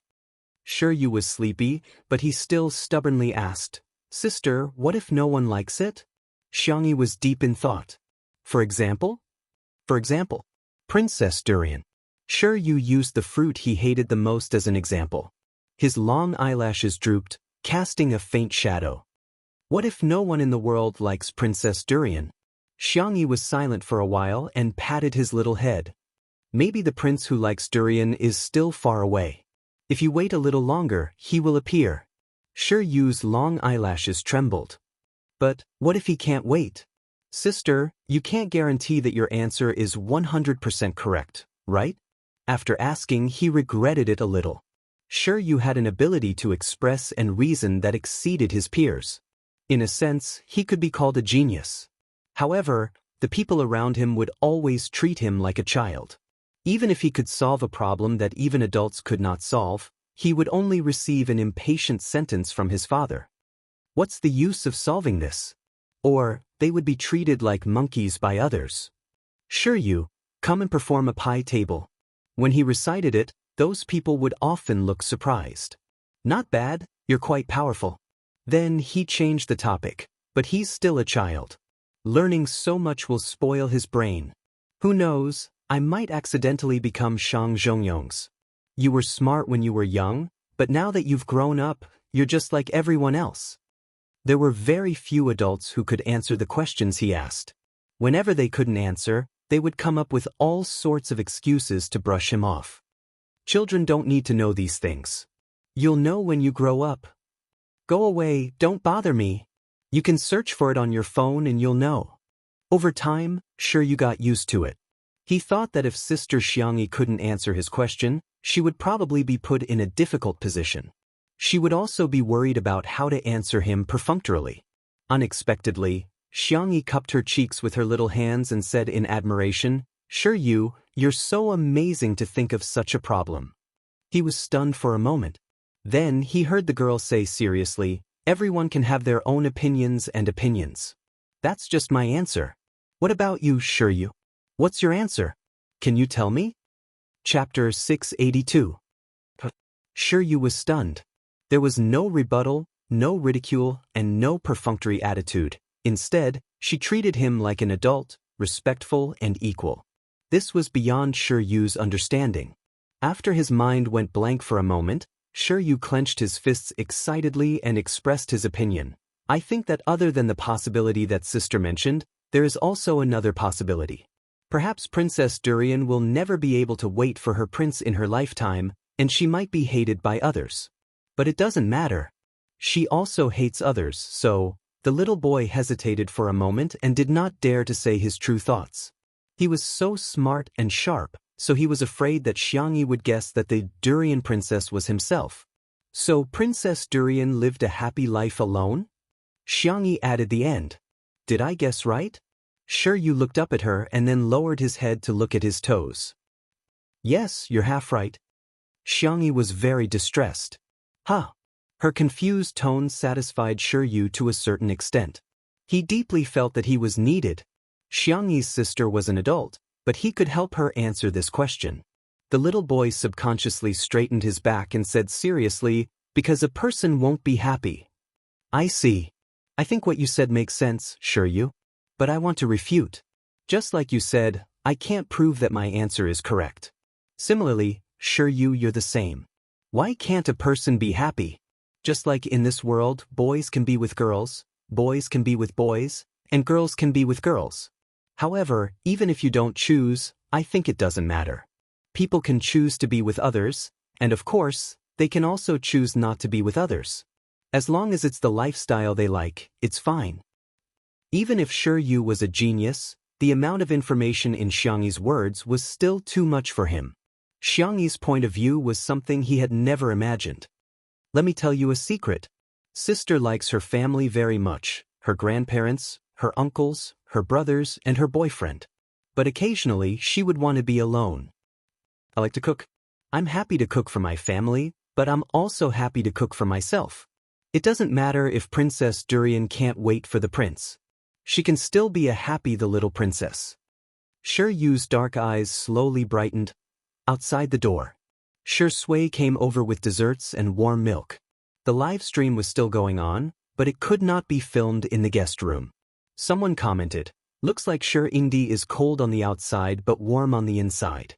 Although he's not affectionate with his little nephew, his body is very honest. Soon, a large number of comments appeared on the screen. "Young man, you're too naive. I bet all of Wei Long's dignity that it's all for Sister E. I think Ingdi is jealous, huh?" The thought of his girlfriend being in the same room with another male creature, even if it's a child, must make him feel uncomfortable. Hearing the conversation between Xiangyi and Shiryu, Shui's first reaction was to turn off the microphone. Then he knocked twice on the door. Xiangyi came over to open the door with a little Shota following behind her. Seeing how clingy the little guy was, Shui narrowed her eyes. Shiryu shrank his neck, instinctively sensing danger. Chapter 683. Fortunately, Uncle Shui didn't seem to be crazy enough to beat up a child. He handed the tray to Xiangyi and said indifferently, "I'm afraid you too will be hungry." Shiryu heaved a sigh of relief. Xiangyi took it. "Thank you, boyfriend, I'll continue telling Shiryu stories." Hearing this, Shiryu grabbed Xiangyi's clothes out of a childish desire to show off. He mustered up his courage and said, "Big sister stories are very nice." It wasn't just stories. Her speech was also very nice. Shiryu was overjoyed. In just a short while, he wished that he could stay here forever. Shui stared at him for a few seconds, then lowered his long eyelashes and said in a slightly hoarse voice, "No one has ever told me a story since I was young." Xiangyi was stunned. Not far away, Xiao Naofu, who was swaying on a hammock in the cat villa, couldn't help but roll its eyes when it heard Shi Sui's words. How could there be such a shameless dogman like Shi Sui in this world? Although the audience in the live stream couldn't hear anything, Shi Sui was worthy of being called the best actor. Just the action of lowering his head was enough to make people's imaginations run wild. Judging from Xiao Naofu's expression, Shi Indi must be an old green tea. Shi Sui's acting is superb. Just the action of lowering his eyes and opening his mouth makes me feel so pitiful. I want to hug him. My focus is different from yours. Yu is still so young, but his facial features are already so good-looking. I have a bold idea. Yu, big sister can wait for you to grow up. Doghead? Xiangyi thought for a while, then asked tentatively, then? I'll tell both of you at the same time? Shi Yu's expression was slightly resistant. Shi Sui, however, curled his lips. Okay, thus, a certain best actor swaggered into the room, forming a sharp contrast with Shi Sui's dark expression.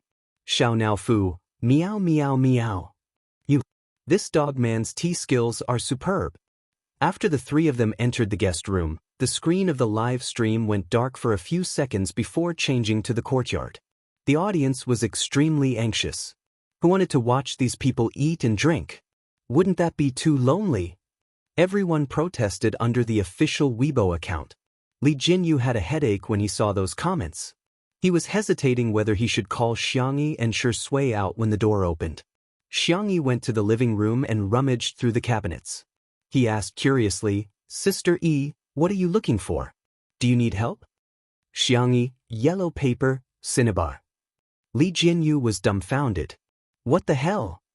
Something for drawing talismans. The girl's answer shocked Li Jinyu. Sister, calm down. We can't engage in superstitious activities. Otherwise, the live stream room might be warned or banned. Sure, you can't sleep. It might be because of psychological reasons. I'll draw a talisman to coax him. Xiangyi looked calm. We have to believe in science. From a medical point of view, this is similar to placebo. Is that so? Li Jinyu was confused, but seeing how calm Xiangyi was, he didn't suspect anything. The girl took out her talisman drawing tools and spread the yellow paper on the table. She casually dipped it in cinnabar, and her movements were smooth and fluid. In just a moment, a talisman was drawn. The live stream audience was dumbfounded. It seems quite like that. However, there were also people who questioned, is it that casual? Drawing talismans is a very serious matter. One needs to bathe, change clothes, burn incense, and wash the brush. Xiangyi's drawing is simply child's play. Chapter 684. There are congenital and postnatal talismans.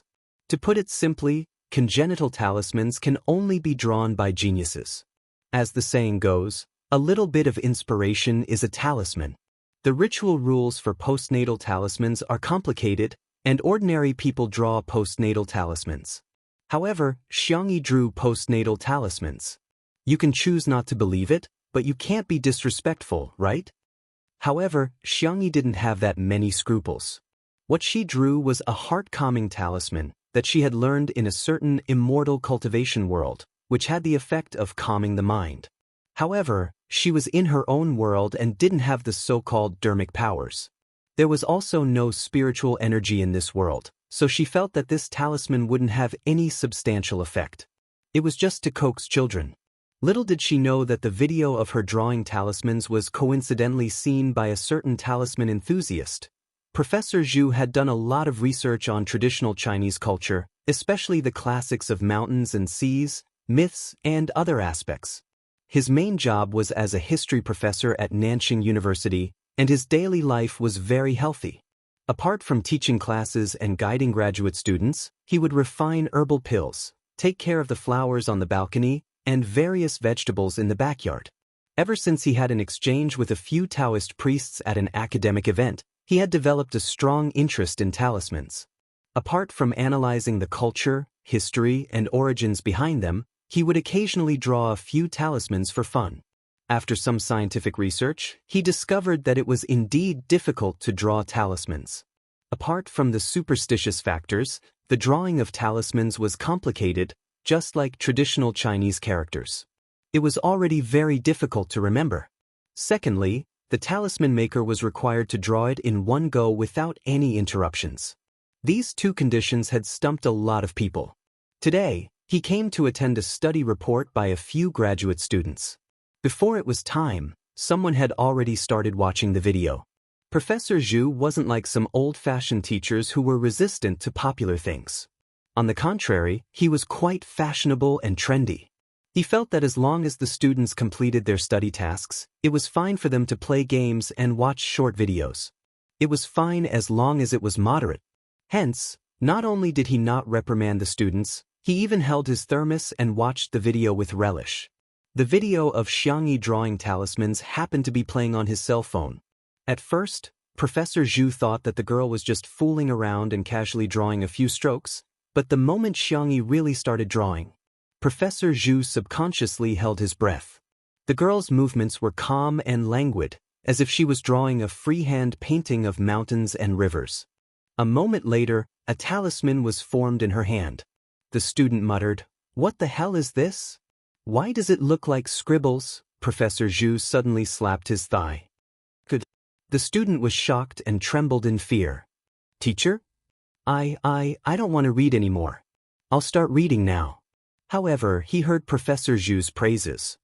"My brush strokes are divine, and I'm done on the first try. The painting technique is not restricted by form, so outstanding. A little spiritual light is a talisman.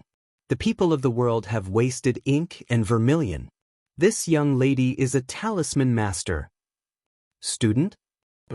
"Teacher, are you also spicy tutu? Why is it that when it comes to bootlicking, he's even better than me?"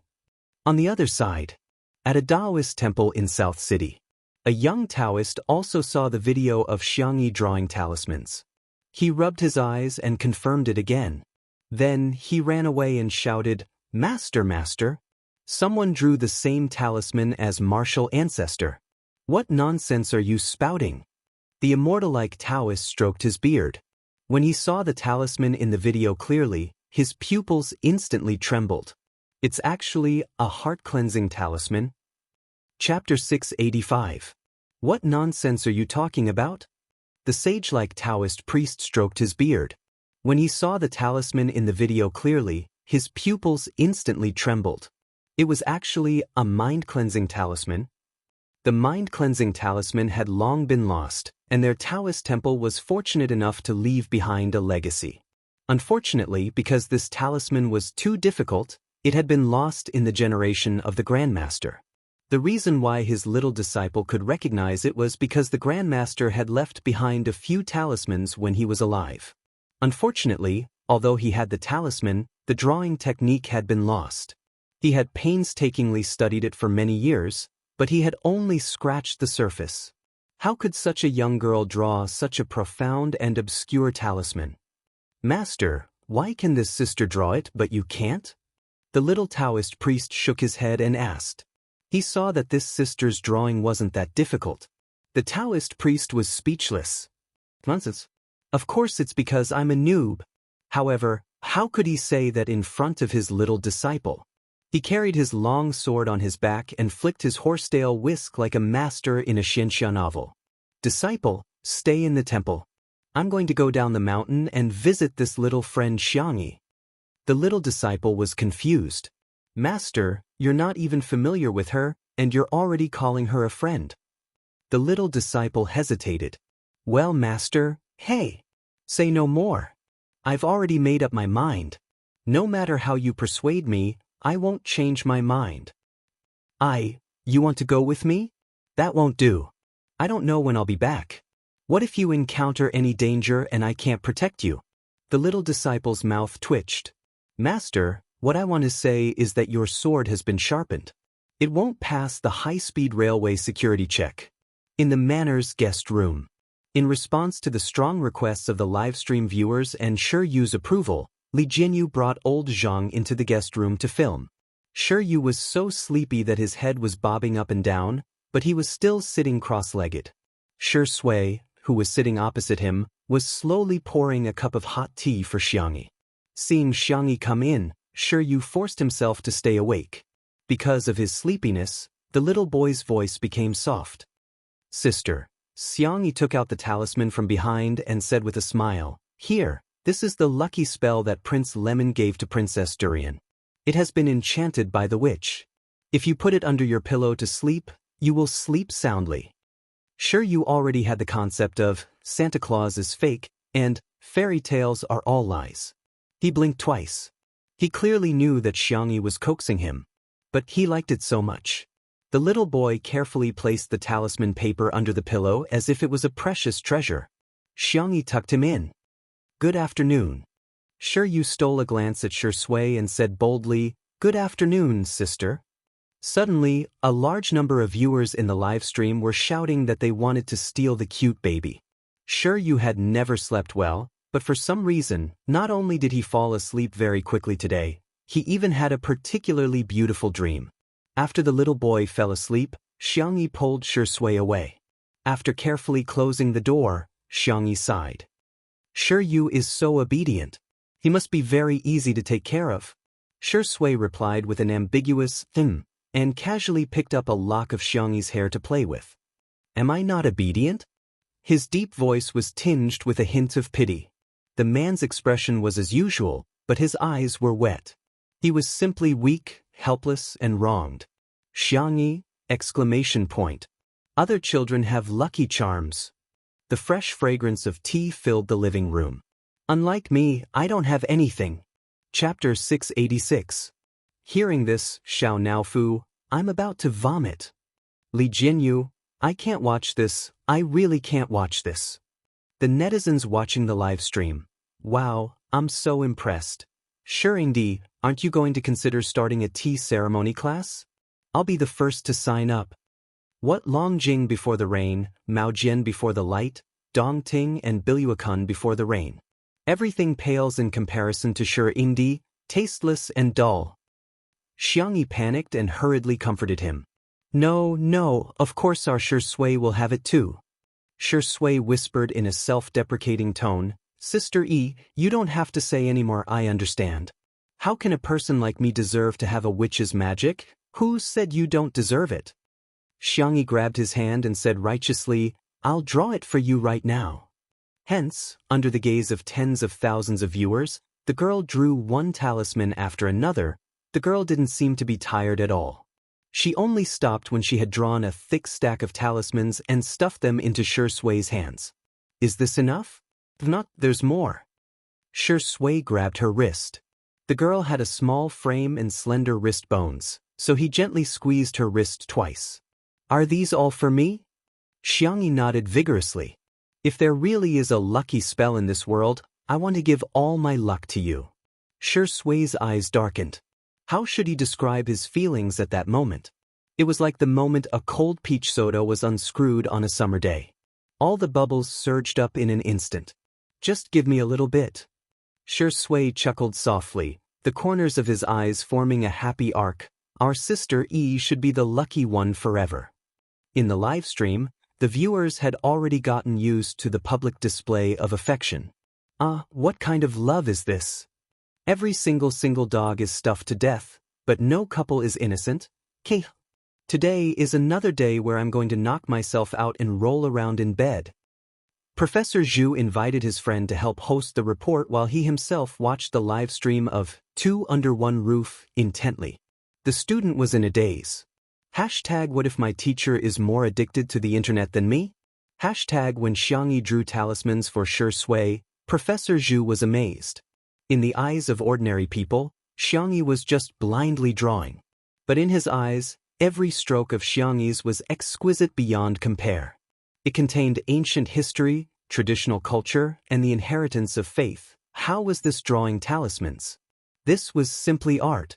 Daoist Ren was forced to change his peachwood sword and take the high-speed train to Nanjing. His eyes were fixed on the phone, and the passers-by beside him shook their heads. This was truly the era of entertainment to death. Even Taoist priests were following variety shows. Little did they know that Daoist Ren was so shocked that he was speechless. Heart-cleansing talisman. Safety talisman. House-guarding talisman. Most of them were talismans that he had never seen or heard of in his life. Not only did the variety of talismans make him dumbfounded, but what was even more surprising was that Xiangyi drew one talisman after another without taking a break in between. Drawing talismans was very taxing on the mind, and he had to rest after drawing one talisman. His master could draw up to 3 talismans at most, and it would be difficult for him to continue after that. But this little friend Xiangyi, how is this a painting? It was more like a photocopier. Taoist Ren was trembling as he forwarded the video to his peer group. Fellow Taoists, if you don't watch this video, you won't be Chinese. Some people in the group saw this and sneered. What kind of ridiculous rumors did old Ren forward to the group? Chapter 687. It was nothing more than something along the lines of, how did an old woman in her 60s achieve enlightenment? Or, good writing, repost it to your friends to keep your house safe. When they clicked on the video, they saw a fair-skinned and calm girl drawing talismans with a cinnabar brush. It was nothing more than, wait a minute. It was done in one go. If that was all, it wouldn't be a big deal, but every subsequent one was the same.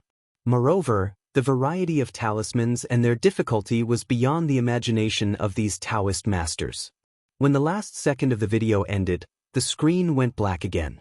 Several blank faces were reflected on the screen. Who exactly was this little friend? The group that had been silent for a long time suddenly became lively. Taoist Master Min from Baiyun Temple. What's this little friend's name? Where does she live? Does anyone know? Taoist Master Su from Yuchuan Temple. Taoist Master Ren from Qingshui Temple. Long time no see, I miss you.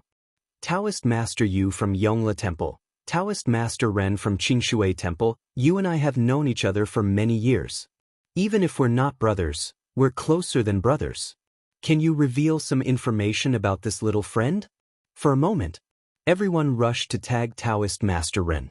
Taoist Master Ren, who had always been hated by everyone in the group, suddenly became the most popular person in the group. In the living room, Li Jinyu was too curious and directly entered the camera. He squatted between Xiangyi and Shui and asked, Sister E, is this talisman really useful? Is there a fortune talisman? It can make me rich in minutes. Or buy a lottery talisman for sure. Xiangyi. Li Jinyu didn't give up and squeezed closer to her. With a flattering smile, he said, Sister E, we're all on the same side. It's okay to be a little bit metaphysical. Shui's expression didn't change. She grabbed his collar with one hand and pulled him towards her. Even his clothes couldn't touch Xiangyi. It was full of possessiveness. Li Jinyu put his index finger and thumb together and rubbed it a few times. This action looked inexplicably wretched. In the stream, son, you're so ugly that I'm your father. Sure enough, there's no harm without comparison. Son, your face is so much bigger than Sister Yi's Shurindi. Sister E, look at me. I'm not greedy. Arrange it with the peach blossom talisman. As long as you can recruit a few guys with 8-pack abs. Xiangyi said sternly, you shouldn't have such a mindset. Wake up. There is no such thing as metaphysics in this world. The world is unified by matter. Matter is in motion, and there is a law to its motion. Laws can be recognized, and recognition can develop and change. Li Jinyu? The audience in the streaming room? The reporters who were about to say their goodbyes were dumbfounded when they heard Xiangyi's serious words. So, Sister, was this materialistic? So, do you understand? Li Jinyu suddenly felt ashamed. Understand what? Xiangyi said bitterly, what should we believe? Believe in science. Li Jinyu was instantly enlightened and exclaimed, okay, Xiangyi, I'm enlightened. The audience was dying of laughter. What F** King Enlightenment? What the hell are you trying to comprehend? The next second, a certain black-bellied actor calmly said, Li Jinyu, there seems to be a dark shadow behind you. Li Jinyu, who was easily frightened, screamed crazily. Chapter 688. Xiangyi, Shui, livestream viewers? Shurindi is so mean, I can understand the first part, but what the hell is with Xiao Maxin's transformation? What do you guys know? Our son is giving us a vivid performance of the pragmatism of the Chinese. We'll believe in whatever spirit it is. Tiske, this is the same as putting Confucius, Newton, and Einstein on the table before an exam. Li Jianyu's expression was like a frightened chicken, providing fresh material for the emoji community and the ghost section. Xiangyi held back her laughter. No, he's lying to you. Turn around if you don't believe me. Oh no. Li Jianyu would rather die than give in. What if I get sent away when I turn around? Just a moment ago, he had been afraid that Xiangyi would engage in futile activities, but now he was frantically begging Xiangyi. Sister, please give me a talisman. Boo-hoo, don't TV dramas show people burn talismans and dissolve the ashes in water? Drinking it can ward off evil spirits, right? Then our live stream will really be gone. Xiangyi joked. In order to comfort him, she drew a safety talisman and folded it into a small triangle. Here, put it in your pocket. Li Jianyu thanked her profusely and hurriedly stuffed it into his pocket. The viewers expressed that if it weren't for the live stream, they suspected that he would have stuffed it into his sock. Ahem. A refined reporter stepped forward and said goodbye to Xiangyi on behalf of the crowd. Thank you, Sister Yi, for your hospitality. We've already tidied up the yard, so we won't disturb you any further. Xiangyi got up. I've prepared some specialties from Little Rabbit Farm for you guys. Everyone was polite. How can we accept this? You're even taking food and drinks. What kind of people are we? Yeah, Sister E, we can buy it from your online store if we want to eat it. Li Jianyu was shocked. Can you guys get it? I've been single for many years, but I still can't get it. The reporters, they felt as if they had been stabbed in the heart. Get it my ass. At most, he could only go to the seafood market to increase the price by a few times. A smile appeared in Xiangyi's eyes. It just so happens that a new product has been released recently. You can take it back and try it. The little girl was meticulous and had already arranged for people to prepare the local specialties. Everyone was given a basket. Inside were Little Rabbit Farm's signature products, such as spicy rabbit head, spicy beef, milk strawberries, and so on. There were also vacuum-packed pickled radishes, pickled cabbage, and 3 packets of a new product, instant rice noodles. The packaging was as cute as ever. A soft bunny was holding a bowl and eating rice noodles in big mouthfuls. The audience in the live stream room. Ah, another new product? Time to test your hand speed. Heh, new products are coming out pretty quickly. If you're so capable, you can buy as many as you want. I dare to buy women, but do you dare to sell them? Xiangyi is really the biggest obstacle in my pursuit of stardom. Mama doesn't even know how to spend money for you. Hurry up and accept endorsements. Hurry up and shoot the new products in the magazines. Mommy wants to spend money on you. The reporters were flattered and thanked him profusely. When they reached the door, someone exclaimed in surprise, "Wow, I have a small jar of barbecue sauce inside." Sister E, did you hear me say that the barbecue sauce is delicious? Wow, I have one too. I mentioned that I wanted to drink big sauce soup and there's actually a jar of big sauce inside. Sob sob, mine is fruit. Sister E is so considerate. Everyone shared their joy. The feeling of being cared for was really wonderful. Chapter 689. Xiangyi and Shui did not have the habit of taking afternoon naps. As usual, they sat by the floor-to-ceiling windows, one reading a script while the other flipped through medical books.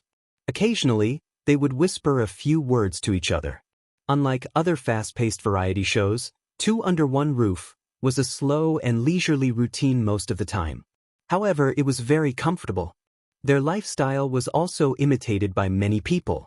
Many people would often turn on the live stream and turn down the volume before doing their homework or reading.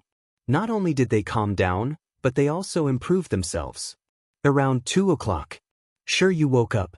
He hadn't slept so well in a long time. He stretched his back and suddenly thought of something, after which he scurried out of the room barefooted. Shui was the only one in the living room.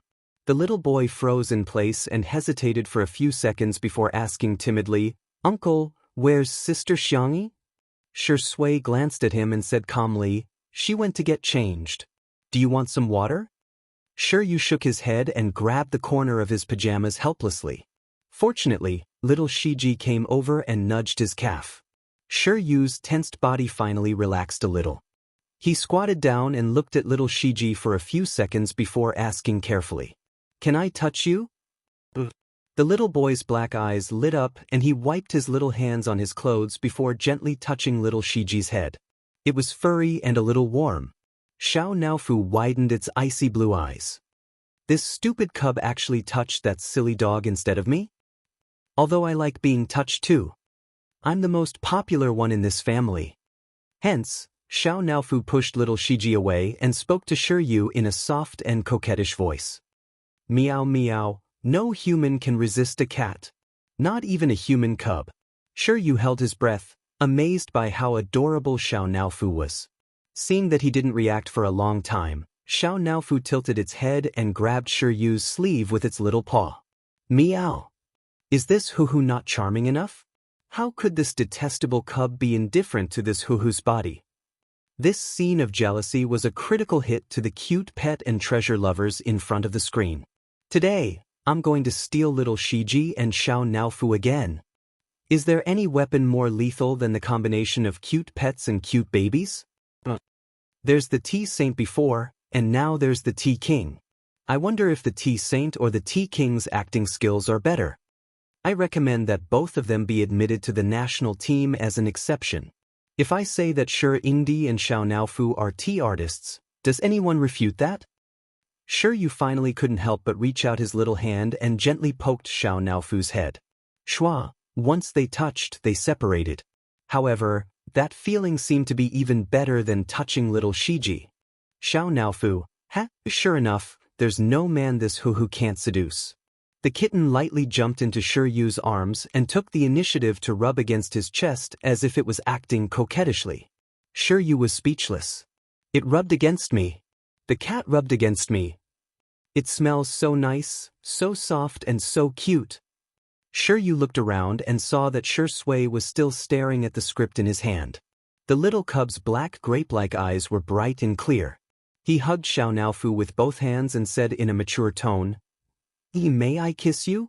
Without waiting for Xiao Naofu to answer, he smacked his lips and kissed Xiao Naofu's forehead. Shiryu's ears immediately turned red. Xiao Naofu was dumbfounded. F***ck, you guys with the surname Shir are indeed dogs from the same lineage. Chapter 690.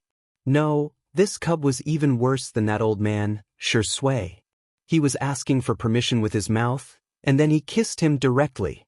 This was equivalent to shaking hands in a martial arts competition and then breaking the other party's hand. It was simply unethical. Especially after the kiss, he was so embarrassed that he could not raise his head. Those who did not know would think that this Huhu did something to him. Shiryu was really embarrassed. He never thought that he would actually do such a thing like kissing a kitten. This went against the gentleman education he had received since he was young. Sob sob. Sob sob sob. Just as the little boy wanted to dig a hole and bury himself in it, Jianghu came out after changing her clothes. The young girl had changed into a light blue and white sportswear. At first glance, it looked a bit like a high school sportswear, but she looked like the school bell in it. Shiryu, why is your face so red? Do you have a fever? Xiangyi's tone was worried. She wanted to check the temperature of his forehead, but Shiryu avoided her. I'm fine. The little boy was embarrassed. He was afraid that Xiangyi would find out that he had secretly kissed the kitten. He stuttered a little. Sister, are you going out? Xiangyi, yes, I'm going to climb the mountain with your uncle. We'll also dig some wild vegetables and pick some wild fruits or something. Shiryu's eyes lit up. Other than the kindergarten, his range of activities was at home. His parents were too busy and rarely took him out to play. Xiangyi suddenly realized something. Then you should call me auntie. Otherwise, wouldn't the three of us mess up the seniority? The man's deep voice came from behind. Call me auntie. Xiangyi's ears were a little hot. Don't talk nonsense. However, under his uncle's kind gaze, Shiryu shrank his neck and called out obediently. Auntie Xiangyi. Now, there was one more person who was embarrassed. Shui's thin lips curled up. This little boy was obviously more pleasing to the eye. He ruffled his hair. If you want to go, go and change your clothes. Sure you could not wait. I'll go now. Sure you changed his clothes as fast as he could and took the initiative to put a thermos cup, toilet paper, chocolate, and other items into his small school bag. It could be said that he saved the adults a lot of trouble. Xiangyi asked if she wanted to help him carry the backpack, but the little boy shook his head decisively. Auntie, I can do it myself. If you need it, I can carry it for you. The audience in the live stream was wailing. Sure enough, other people's children were different. Oh my God, how did you teach your child to be like this? Sure Yu's ability to take care of himself is too strong. He doesn't look like a young master from a wealthy family at all. Why is Sure Yu such a gentleman? Not only does my brother not help me carry my bag, but he always makes me carry his bag for him. If you don't take it, you're rolling on the ground and crying. Xiao Naofu also insisted on going, so Xiangyi decided to bring it along with little Shiji.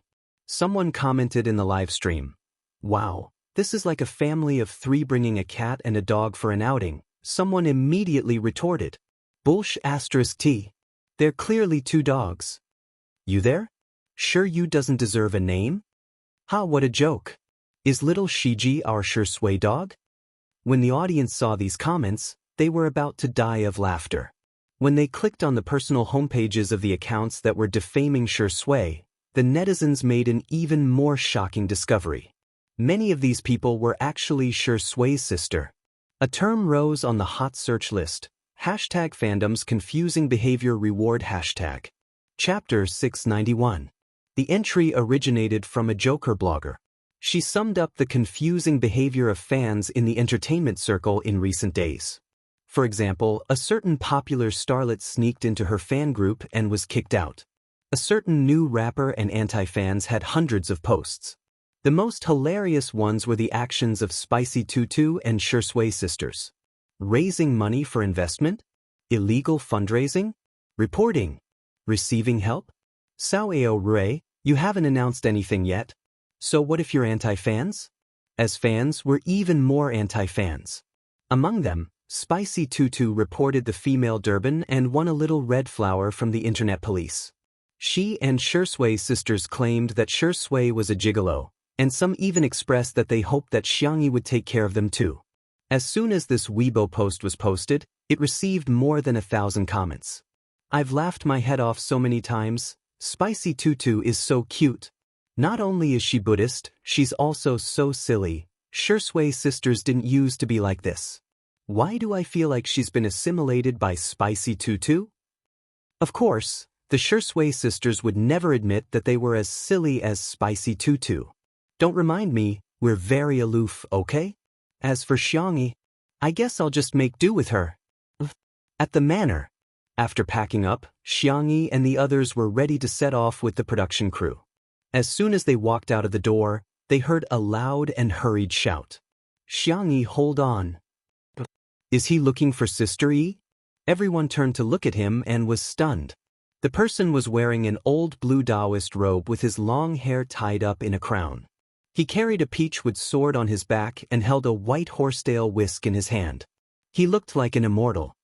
Of course, that was if one ignored the fact that he was carrying a big iron pot. The netizens watching the live stream were confused. This scene seems familiar. It reminds me of Sanmao Bro, Hades. Huh, so what if you're carrying a big bowl? Look at how big his pot is. Xiangyi was also very confused, but she still nodded politely. "Hello, may I know what you're looking for me for?" Taoist Ren was excited. "Little friend Xiangyi, I'm here to ask for your guidance." Xiangyi? Everyone? Viewers in the live stream room? As the saying goes, fellow disciples are friends.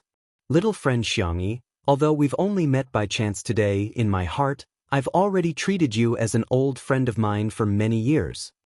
When it came to being thick-skinned, Taoist Ren was invincible. In the live stream, this person is a scammer? Could it be an actor hired by the production team? I just like small plots without a script. If there was a script, I wouldn't want to read it. That's right, that's right. Aren't we just watching this for fun? Look at the beauty, look at the food, and look at the beautiful scenery. Li Jianyu, son, don't forget your original intention. In the next second, Daoist Ren cupped his hands towards Xiangyi. There's no precedence when it comes to learning. I'm here today for no other reason than to ask little friend Xiangyi to give me some pointers on the art of talismans. Everyone? What the hell? Talismans? Was he referring to the messy things that Xiangyi had drawn? Xiangyi, you're being too serious. How could I give you pointers? I'm just drawing casually. At this moment, a few more cars drove over in the distance. Professor Zhu got out of the car first, then helped an old man with white hair, followed by a few young people who looked like students. Miss Xiangyi, please forgive me for taking the liberty of disturbing you. Professor Zhu suppressed his surging emotions. On behalf of the Nanqing Historical and Cultural Research Institute, we'd like to ask for your guidance. Chapter 692. Professor Zhu, nice to meet you. Li Jianyu stepped forward to receive him.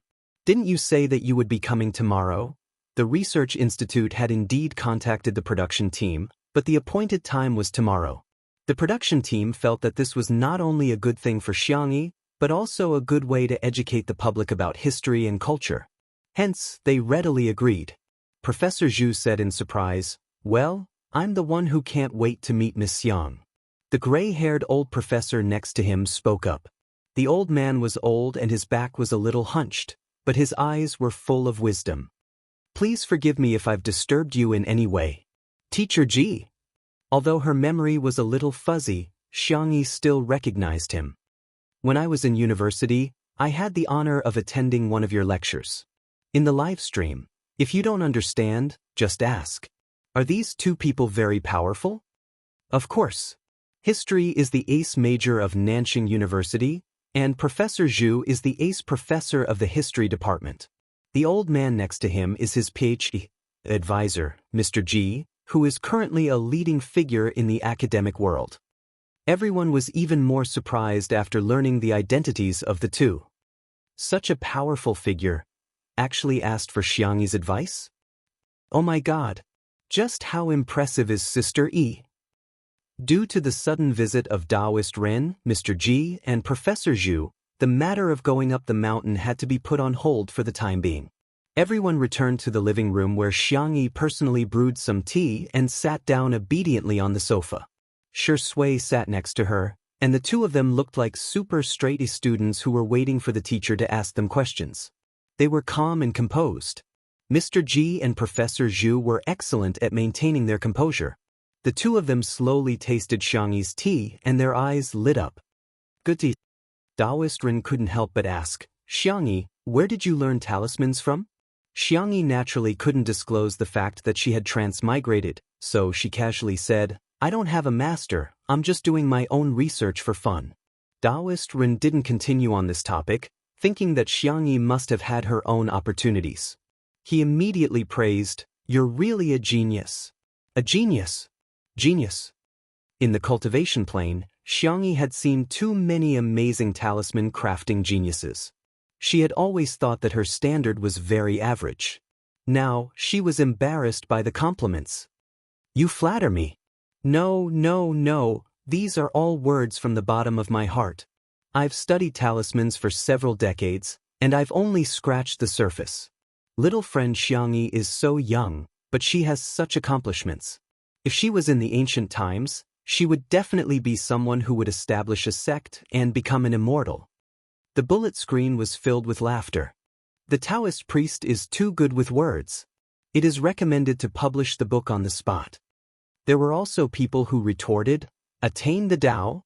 Aren't you praising him too much? That's too much of an exaggeration. It's obviously self-directed. No, you can become an immortal just by scribbling a few scribbles? This person must have read too many Xianxia novels. At this moment, Professor Zhu said, have you heard of the Wuxia civilization? Shi Sui said, are you referring to the ancient Wuxia kingdom? I don't know much about history, and I only know some general knowledge. There are no records of the ancient Wuxia kingdom in history books, but there is currently a school of thought in the academic world that believes that the ancient Wuxia kingdom really existed. That's right. Mr. Ji's voice was loud like a bell. At the mention of academics, his entire aura seemed to have changed.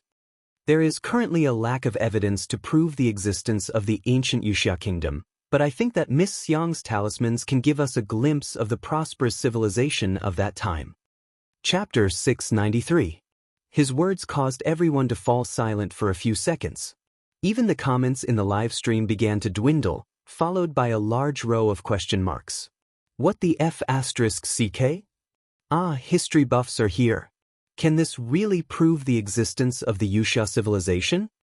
If that's the case, it'll be a great revolution for history, no, the entire humanities. In the living room, Professor Zhu added, at present, we generally believe that the most prominent characteristics of the Wuxia civilization are closely related to witchcraft, divination, and sacrifice. According to the records of various eras, talismans, as a cultural symbol, have also changed over time. All of this is traceable, but this clue is missing the most crucial link. Miss Xiang's talismans can help us complete this closed loop. Xiangyi was stunned. Something seemed to have flashed through her mind, but it disappeared too quickly, and in the blink of an eye, it disappeared without a trace. Professor Zhu, I'm very honored to be able to contribute a little to your research. What can I do to help? Can you provide us with some talismans? As well as a video of you drawing talismans. Of course, in addition to a certificate of honor, we're willing to provide a certain amount of monetary subsidies. Xiangyi said, forget about the subsidies, can you give me a certificate or a little red flower? Ha. Both Professor Zhu and Mr. Ji laughed and looked at Xiangyi with more admiration in their eyes. Look, what a good child. Not only is she diligent and motivated, but she also values money. Xiangyi took out the talisman paper and cinnabar, and tried her best to draw all the types of talismans in her mind. Thus, everyone watched helplessly as the little girl continuously drew over 100 talismans with her own strength without stopping even once. The students brought by Professor Zhu were recording a video at the side. While recording, they were amazed by Xiangyi's memory. The drawing method of each talisman was very complicated, and mistakes could be made with the slightest carelessness. However, Xiangyi did it smoothly from beginning to end without making a single mistake. That was enough to show how powerful her memory was. After drawing hundreds of talismans, Xiangyi's hands were still very steady, which meant that her concentration had reached a terrifying level. If such a person were to engage in scientific research, her achievements would definitely be immeasurable. The students looked at each other in dismay. All of them had long faces. Alas, what kind of rookies are we? Time passed. Swish, after finishing the last stroke, the girl exhaled softly. She drew all the types of talismans she could think of. She should be able to help Professor Zhu and the others a little, right? I'm done. Xiangyi turned around and asked the students, have you recorded everything clearly? Is there anything that needs to be recorded? The few of them were stunned at first, then they reacted. It's done, it's done. Very clear. We even took pictures from different angles. Before they came, they were still a little prejudiced against Xiangyi. After all, it was easy for a female celebrity to give people the impression that she relied on her looks to make a living. But Xiangyi's talent and character had conquered them. Gentleness could be seen in the details. If he was lucky enough to be friends with her, it would definitely be very comfortable getting along with her. Professor Zhu and the others thanked him profusely as if they had received a treasure. They were in a hurry to go back and do their research, so they proposed to leave first. Before leaving, Mr. Ji broke free from Professor Zhu's support, faced Xiangyi, and with much difficulty he bowed. Miss Xiang, thank you for your selfless dedication. I'm proud of the country for having a young person like you. Chapter 694. He pulled out his peachwood sword, stuck a talisman on it, and threw the sword into the air. The live stream viewers, oh my God, can he really fly on a sword? In the next second, the peachwood sword hit Taoist Ren's head and he let out a shrill scream. Ouch, it hurts. Everyone, Li Jinyu said cheekily, don't imitate that dangerous move. Thank you, Taoist Ren, for your performance. He sacrificed himself to entertain us. His spirit is so commendable. The live stream viewers, talking nonsense with a straight face. Ha! Taoist Ren is my laughing point today. Taoist Ren, this sword is immoral. It sneaked an attack on a middle-aged man like me. I advise this sword to take care of itself. Everyone laughed heartily, and the nervousness from before vanished like smoke in thin air. That's right, flying on a sword and flying on a sword are all movies. How could they exist in real life? Jianghu tried hard to hold back her laughter. Taoist Ren, we're preparing to go up the mountain. Would you like to rest here for a while? Taoist Ren had yet to recover from the blow. He muttered to himself several times, this is impossible, but when he heard Jianghu's words, he forced himself to cheer up. His gaze swept across Jianghu, Shui, and Shiryu. Taoist Ren frowned. It's not safe on the mountain. You're a delicate girl with two powerless men. What if you encounter a wild beast? Jianghu, I'll go with you. Shui? Shiryu? The expressions of the Sure uncle and niece seemed to be carved out of the same mold. There was a hint of coldness in their expressionless faces. However, the livestream viewers laughed out loud. Taoist Ren, have you seen a delicate girl who can kill a 200-pound pig? Light up a cigarette. Haha, Shui is being treated as a gigolo again. Shiryu, it's fine if you say I'm powerless, but you're going overboard by saying that my uncle is. In short, Taoist Ren insisted on going together. Jianghu and the others felt that it was fine and set off together. The audience was used to the usual live broadcast in the manner, so it was very refreshing to go out occasionally. Soon, the group arrived at the foot of the mountain. The nearby mountain was continuous, and the main peak was quite high above sea level. Today, Jianghu and the others were going to climb a lower peak. Although the altitude was low, it hadn't been artificially developed. As far as the eye could see, it was a sea of green. The air was fresh and pleasant, and the chirping of birds and cicadas could be heard. The mountain stream was so clear that one could see the bottom. One could even see a few fish swimming in it. Jianghu plucked a piece of green foxtail. The young girl was very skillful. She weaved a little rabbit for Shiryu to play with. Shiryu thanked him obediently and held it in his hands as if he had obtained a treasure. He even pretended as if nothing had happened and waved his hand in front of Shui. The little kid's subtle desire to show off was greatly satisfied. Uncle, I have it but you don't. The next second, Shui spoke softly, adding a touch of tea fragrance to the forest. Sister E, can I have a little rabbit too? Jianghu said without hesitation. Sure. Of course, she had to satisfy her boyfriend's request. The young girl quickly made 2 little rabbits for Shui. Shui took them and smiled. Sister E is very nice. As long as you like them, Jianghu said with a smile. She turned her head to see if there were any edible wild vegetables.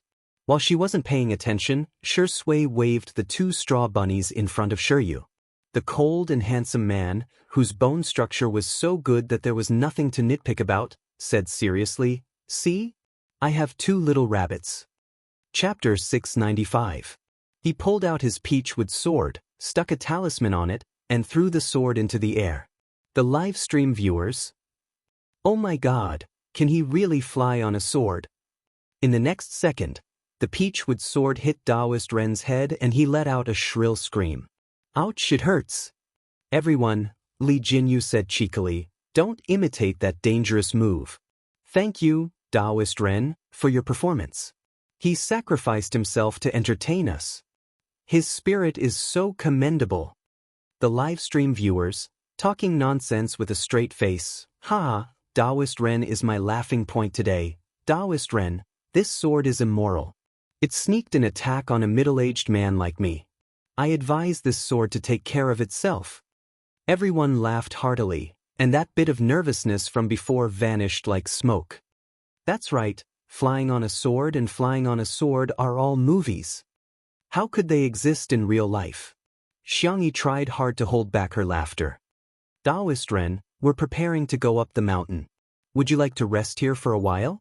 Taoist Ren had yet to recover from the blow. He muttered to himself several times, this is impossible, but when he heard Jianghu's words, he forced himself to cheer up. His gaze swept across Jianghu, Shui, and Shiryu. Taoist Ren frowned. It's not safe on the mountain. You're a delicate girl with two powerless men. What if you encounter a wild beast? Xiangyi, I'll go with you. Sure Sui? Sure you? The expressions of the sure uncle and niece seemed to be carved out of the same mold. There was a hint of coldness in their expressionless faces. However, the livestream viewers laughed out loud. Daoist Ren, have you seen a delicate girl who can kill a 200-pound pig? Light up a cigarette. Haha, Sure Sui is being treated as a gigolo again. Sure you. It's fine if you say I'm powerless, but you're going overboard by saying that my uncle is. In short, Daoist Ren insisted on going together. Xiangyi and the others felt that it was fine and set off together. The audience was used to the usual live broadcast in the manner, so it was very refreshing to go out occasionally. Soon, the group arrived at the foot of the mountain. The nearby mountain was continuous, and the main peak was quite high above sea level. Today, Xiangyi and the others were going to climb a lower peak.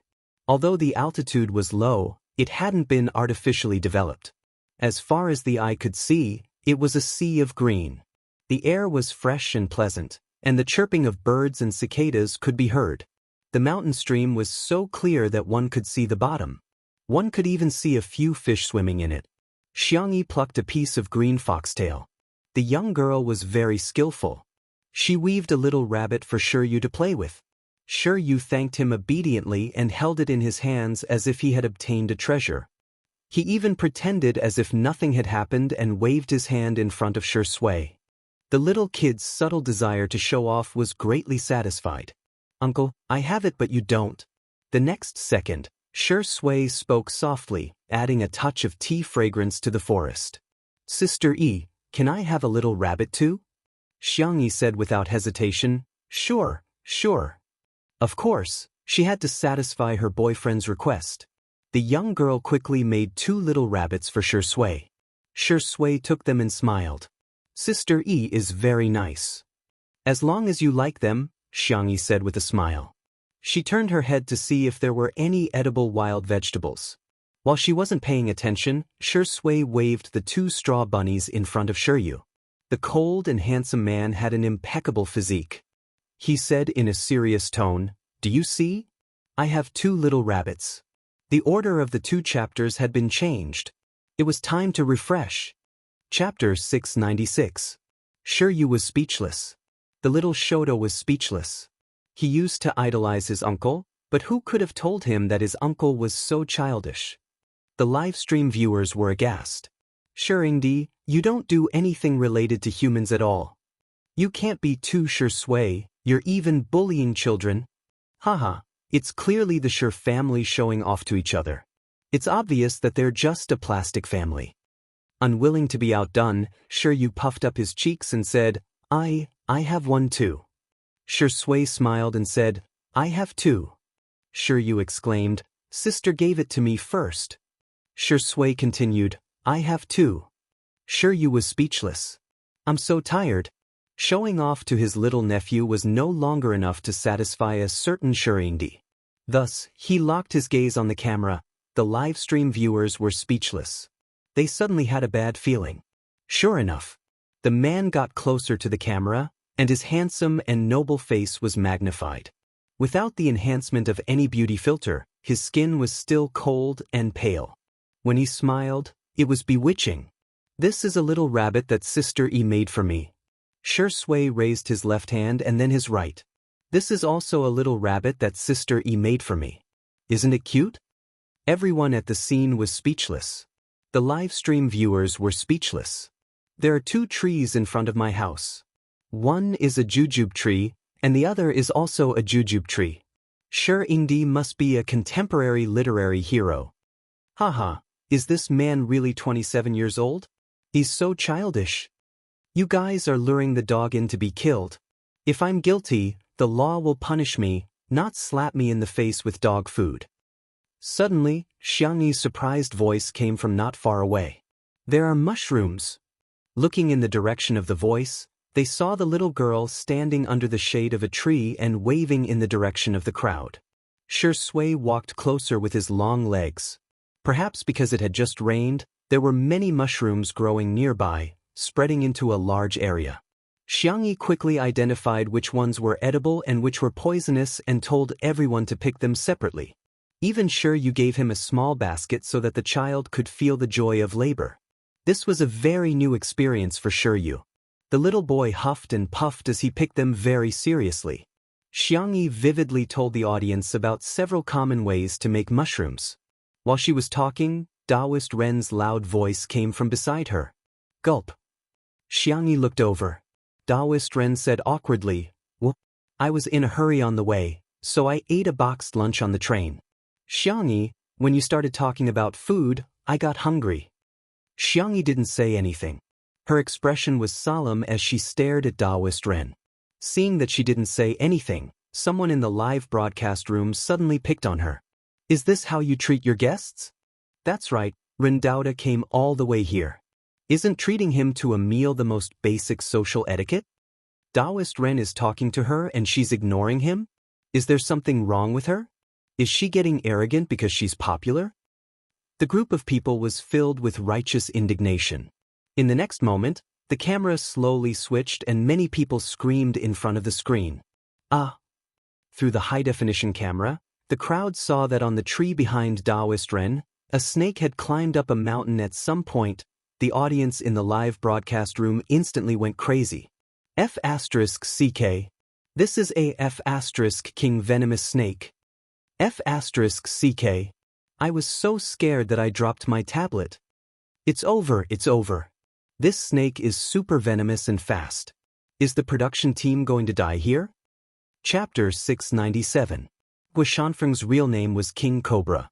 It was ferocious and had quick reflexes. Most importantly, it was highly venomous and was one of the most dangerous snakes in the world. The scene was so quiet that one could hear the wind and no one dared to make a sound. Even the experienced cameraman Lao Zhang's hands couldn't help but tremble. Who wouldn't be afraid? It was a venomous snake. They might even lose their lives here. Taoist Ren had his back to the tree and because of his perspective, he was the only one who didn't understand what was going on. He even shamelessly discussed the topic of freeloading with Xiangyi.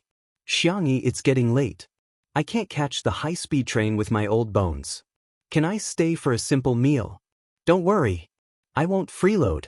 I'm willing to teach you the unique swordsmanship of Qingshui Temple. It's the ultimate technique of my temple. If it were anyone else, Taoist Ren wouldn't teach them even if they were offered money. However, Xiangyi was different. She had selflessly taught him the talisman, so he naturally had to return the favor. The viewers in the live stream were so scared that they didn't even dare to breathe. Their typing was trembling. "Ah, Taoist Ren, shut up. I'm so scared that Guishanfeng will bite you first. Oh my god, I'm going to cry. What should we do? It's just climbing a mountain. How could there be such an accident? I've already called the police and the fire department, Forestry Bureau, and Zoo Rescue. I hope they can make it in time. However, I think everyone is in danger. At least 1 or 2 people have to stay behind to hold Guishanfeng back so that the others can escape unscathed." Anyone who had compassion in their hearts was secretly praying at this moment, hoping that everyone in the program team would be safe and sound. However, even at this time, there were still people who were quick-witted. "Doesn't Xiangyi know how to draw talismans? She should draw a talisman to make the snake go away. She must be stupid, right? No way." Such remarks easily aroused the anger of the crowd. How could he say such things at a time like this? He was undoubtedly starting a war. The hot-tempered netizens directly spat out vulgarities. Even the most Buddhist, Spicy Tutu, was so angry that she started spitting. Taoist Ren saw that Xiangyi didn't respond for a long time. Combined with the reactions of the others, he vaguely understood something. His eyesight was very good. Through Xiangyi's bright doe eyes, he saw his own reflection and the figure that was a few meters long behind him. Taoist Ren broke out in cold sweat, and his legs couldn't help but tremble. The atmosphere at the scene turned cold for a moment. Before anyone could come up with a countermeasure, the snake slowly flicked out its tongue, as if it was preparing to hunt. This was simply one disaster after another. No one dared to act rashly. Their eyes and hearts were filled with despair. Taoist Ren gritted his teeth and hardened his heart. "You guys go first. I'll hold this beast back. Qingshui Guan was on the mountain. He had dealt with snakes before, and he practiced martial arts all year round. No matter what, he was stronger than these unarmed young people. In the live stream, the Taoist priest is so nice. Wu, Taoist priest, you must survive. I will definitely go to your monastery to burn incense. Being willing to stay at a time like this is enough to show Taoist Ren's benevolence. Unlike some artists who are so awesome when they're drawing talismans, they're good at pretending to be dead. At this moment, Guoshanfeng arched his body and looked like he was about to launch an attack. Xiangyi, who had been silent all this while, finally found the right opportunity. The girl's voice was as clear as the sound of nature. She said calmly, "Taoist priest, lend me your sword." Taoist Ren was dumbfounded. "Sword? The one I have? No, it's just a peachwood sword." Chapter 698. Be it the staff at the scene or the audience watching the live stream, they were all dumbfounded. Sister Yi wants to borrow my sword? Is she going to challenge Guoshanfeng one-on-one? No way, no way, is Xiangyi trying to make me laugh to death? If it's an iron sword, there might be hope, but a peachwood sword. I'm afraid it's too late. I give up. Why is she still pretending at a time like this? Aren't everyone's lives worth more than their own lives? Xiangyi is so annoying. What can a peachwood sword do? Does she really think that Bai Xie's feudal crap is going to work? Can't she use her brain? Everyone kept criticizing, but the eyes of the Spicy Tutu fans lit up with hope. Maybe Sister Yi really has a way? Based on their understanding of Xiangyi, she wouldn't have made such a request if she wasn't completely confident. Amidst the doubts of the crowd, Xiangyi simply repeated, "Taoist priest, sword." Taoist Ren hesitated for a moment, but in the end, he gritted his teeth and pulled out the peachwood sword before tossing it to Xiangyi. "Forget it, I'm going to die anyway. Giving the sword to Xiangyi might give me a chance to turn the tables." The moment he pulled out the sword, Guoshanfeng moved as well. His several-meter-long body moved at an incredible speed. Countless people in front of the screen closed their eyes. It's over. The first one to be bitten will definitely be Taoist Ren. Who's the closest? The scene was so thrilling that some people at the scene couldn't help but scream. Immediately, it caused a chain reaction as panicked screams sounded one after another. "Aha! I'm going to die! I'm going to die! Help!" Wu, the audience who could barely muster up the courage to continue watching the live stream, turned pale and broke out in cold sweat. This is scarier than a horror movie. This is a live stream of death. In the blink of an eye, a few seconds passed. To everyone's surprise, not only did Guoshanfeng not bite Taoist Ren, on the contrary, screech. Hiss. Two fearful voices sounded one after another. The audience who had closed their eyes secretly opened their eyes, only to be instantly dumbfounded. The 7th inch of the mountain was actually nailed to the tree by Xiangyi's sword. To a snake, the 7th inch was the most fatal spot. It could be said that this sword strike had caused Guoshanfeng to lose most of his combat power. The live stream was silent for a few seconds before the comments exploded at a terrifying speed. WTF? What the F***CK did I see? Am I hallucinating, or are there special effects in the live stream room? I'm going to split it open. Wasn't that a peachwood sword? The peachwood sword pierced through the snake's body and stabbed into the tree? What is this operation? But more than that, there was a sentence that came from the bottom of everyone's heart. Sister Yi is awesome. Everyone at the scene was also stunned. Was the scene in front of him real? How strong was Sister Yi's arm strength when she stabbed the peachwood sword into the tree? Everyone thought that they were saved, but a sudden change occurred. "Sister, be careful." Sure, you shouted. Guoshanfeng's 7th inch was nailed, but he did not lose all ability to move. His upper body straightened, and he opened his fangs to bite Xiangyi. No one expected such a turn of events. Sister Yi. It's over. It's really over. That was the unanimous thought in the minds of countless people. Unexpectedly, Xiangyi's body was as agile as a dragon.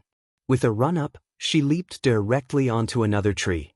The girl's climbing speed was simply breathtaking. In an instant, She seemed to have activated the flash function in the game and easily avoided Guoshanfeng's attack. Chapter 699. Xiangyi's godly maneuver could be described as heavenly, and it was so beautiful that it made one's scalp tingle. This. Guoshanfeng spat out his tongue, but it was all in vain as he couldn't reach Xiangyi at all.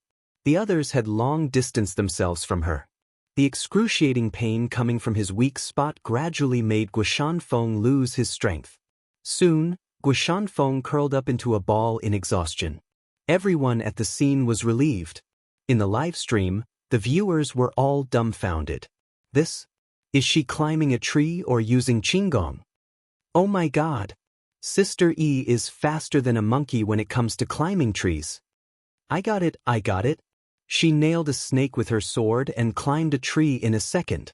She learned some useless survival skills again. Sister E is God. Xiangyi is a fake. I won't accept any rebuttals. Everyone at the scene looked at each other in disbelief. Such a thrilling and exciting crisis was actually resolved just like that? Recalling the scene that just happened, everyone was in disbelief. Is this a live stream of a variety show? Or is this a movie?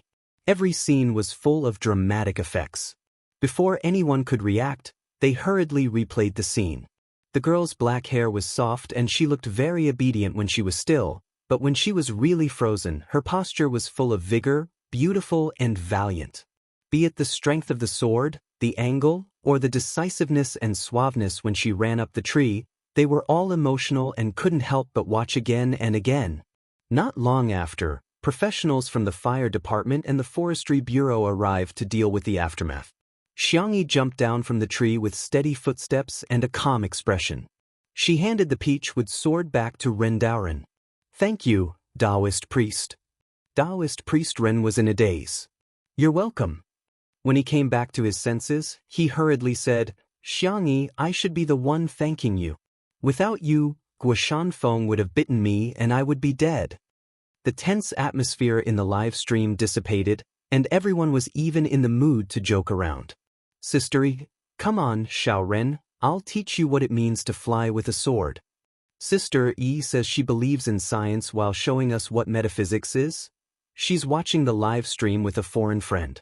She now thinks that everyone in China knows martial arts. Rai smile. On the internet, someone edited the video of the confrontation between Xiangyi and Guoshanfeng.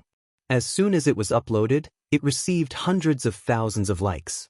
Related trending searches rose steadily, dominating the charts in minutes. Hashtag Sister E Riseby hashtag Xiangyi Flying Immortal with one sword hashtag Chinese Kung Fu hashtag Xiang Family's Ancestral Tree Climbing Skill hashtag Contemporary Swordsman Duel Video hashtag Sister. Sure Yu immediately threw himself into Xiangyi's arms. No matter how smart he was still a child physically and mentally. His eyes were completely red. Xiangyi patted his back and comforted him softly. I'm fine. How are you? Are you scared? Sure Yu shook his head. After thinking for a while, he pursed his lips and nodded. He didn't want to lie in front of Xiangyi. I'm sorry, if I had known that it would be so dangerous in the mountains, I wouldn't have brought you out, Xiangyi said as she rubbed Shi Yu's hair. As soon as she looked up, she met Shi Sui's abyss-like gaze. In the next second, she was pulled into Shi Sui's arms. He was so forceful that she felt as if he was going to melt her into his bones. At this moment, the number of online viewers of the Two Under One Roof live stream exceeded the 20 million mark in just a few minutes. Breaking a small rule and setting another record. The Nanjing Historical and Cultural Research Institute also updated their status. Miss Xiangyi is invited to be a guest professor of our institute. Chapter 700. In an instant, the academic community was shocked. Generally, teachers would have to be in their 30s or 40s to be appointed as professors. Being a guest professor was an honorary title that didn't have as high requirements as being appointed as a professor. However, it was basically given to well-known scholars, entrepreneurs, inventors, and so on. They were often older too. But how old was Xiangyi? 20 years old. A 20-year-old guest professor. There weren't many in the entire country. Netizens arrived at the scene one after another, and the comments section of this Weibo post became lively. Sister E is probably the youngest professor in history, right? No, her second brother, Xiang Li, was appointed as a professor at the age of 17 or 18. I'm kneeling down to him. Sister E isn't that good, but she's still very impressive. Our kid is so hardworking. Her old mother shed tears of relief and kicked OD, who can't even solve a second-grade math problem. I'm dying of laughter. She can be appointed as a professor just because she drew a few scribbles? Are the guest professors in the academic community so lousy? What do you mean by scribbles? If you're so good, go ahead.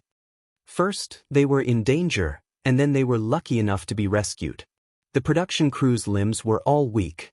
Just now, they couldn't react at all and forced themselves to continue with the live stream. After being rescued, everyone didn't even have the strength to hold the equipment. The live stream ended at the scene where Shui hugged Xiangyi tightly. At the scene, Xiangyi said softly, "Shui, don't be afraid, we're safe now." As a result, the young girl felt the hands on her waist tighten even more. The man lowered his eyes, his emotions difficult to discern. Xiangyi thought that he was angry and patted the man on the back. I wasn't impulsive. I weighed the pros and cons before making up my mind. I'm almost 90% sure that I can get rid of that snake. She had been in danger too many times in the past, and even after returning to this world for so long, her physical and mental instincts were still there. Xiangyi didn't think that today's danger was anything special. The man's hoarse voice sounded beside her ear. I'm not angry. After a pause, he said, Our sister E did very well. Xiangyi was a little happy to be praised by the person she loved. She rubbed herself against his chest. She seemed to be acting spoiled. Shui gently rubbed the back of the girl's neck. His long and narrow eyes were filled with ruthlessness and malice. He was thinking about what Xiangyi had gone through in the past year. Did he suffer a lot? Suffered a lot of grievances? A lot of tears? Such a nice little rabbit? He didn't dare to think too deeply about it. Li Jinyu rested for a while, rubbed his face with his hands, and shouted, Everyone, cheer up. It's getting late and it gets dark quickly in the mountains. Let's hurry down the mountain and go back to eat something warm. It's my treat tonight. Everyone was still in a state of shock. The word treat didn't cause any waves, and they numbly packed up their things. The girl's sweet voice entered everyone's ears. The weather is so hot. The ducks at home must have gotten heatstroke. Let's go back and cook a duck. If they get heatstroke, won't we get heatstroke after eating it? Hey, what's there to be afraid of? Just eat it with Isatis indigotica. I'm calling you an expert. Even Master Fong and the others will praise this dish. The eyes of the people who were like walking corpses suddenly lit up. Even the pace of their journey had become much lighter. The professional rescue workers in charge of the aftermath swallowed their saliva. The ducks were so greedy. Cough, so miserable. Chapter 701. Although the staff members were carrying equipment, they walked at the front. On the other hand, Shui carried Shiryu with one hand and held Xiangyi with the other. The three of them walked at the back. Shiryu's little face was pale. He was a child after all.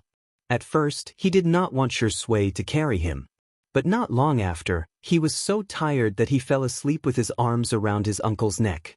His thick and long eyelashes cast a shadow, soft and obedient.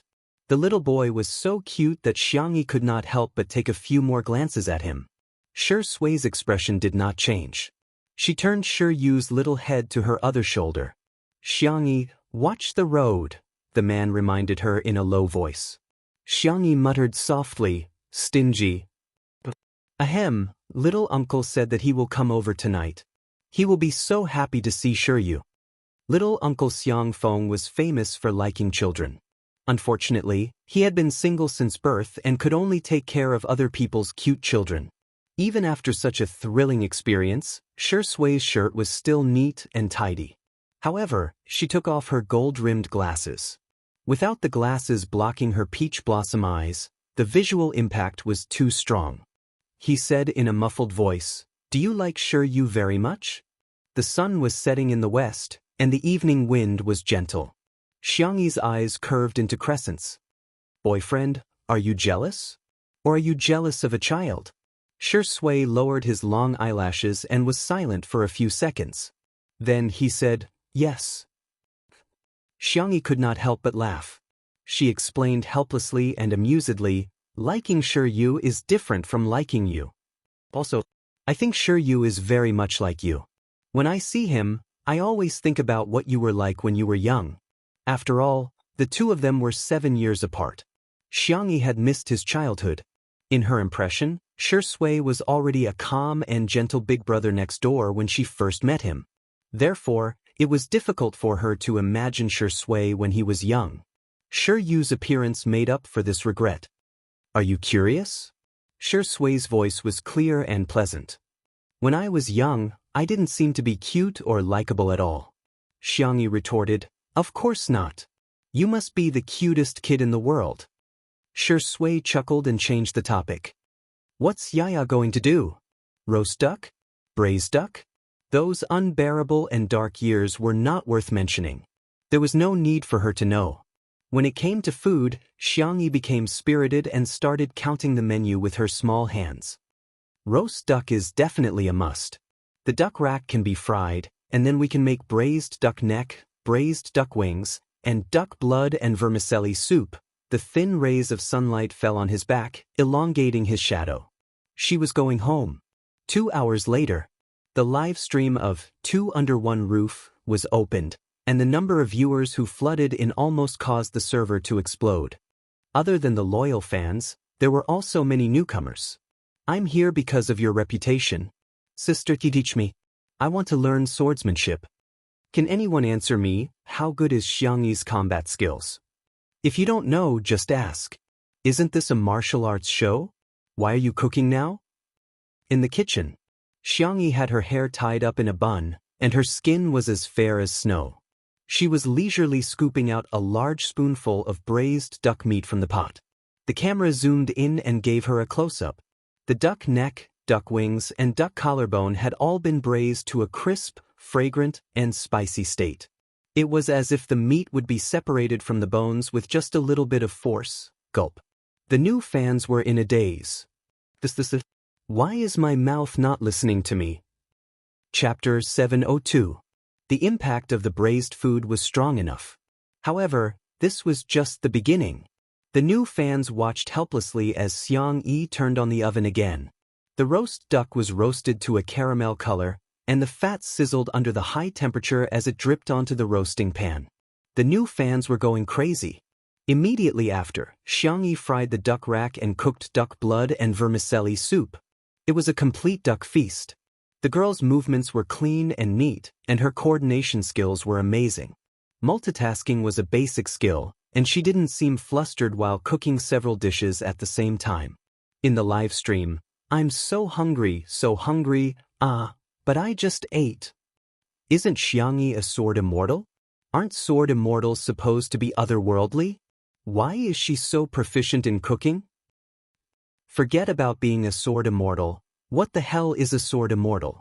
Our sister E is just an ordinary super straight A student, god of cookery, folk music big shot, traditional Chinese medicine expert, talisman genius, tree climbing genius, magical girl. You have already mastered the essence of the common language. The countless new fans in front of their screens were dumbfounded. However, there were also countless new fans who couldn't help but click on the yellow and blue apps. All of a sudden, orders for braised duck neck, roast duck, and duck blood and vermicelli soup skyrocketed across the country. Not long after, the live stream was full of complaints. F***CK. A certain black duck store is sold out. I've already paid for my order, but the boss called me and told me to cancel it. He said that there's no duck supply today. Oh my god.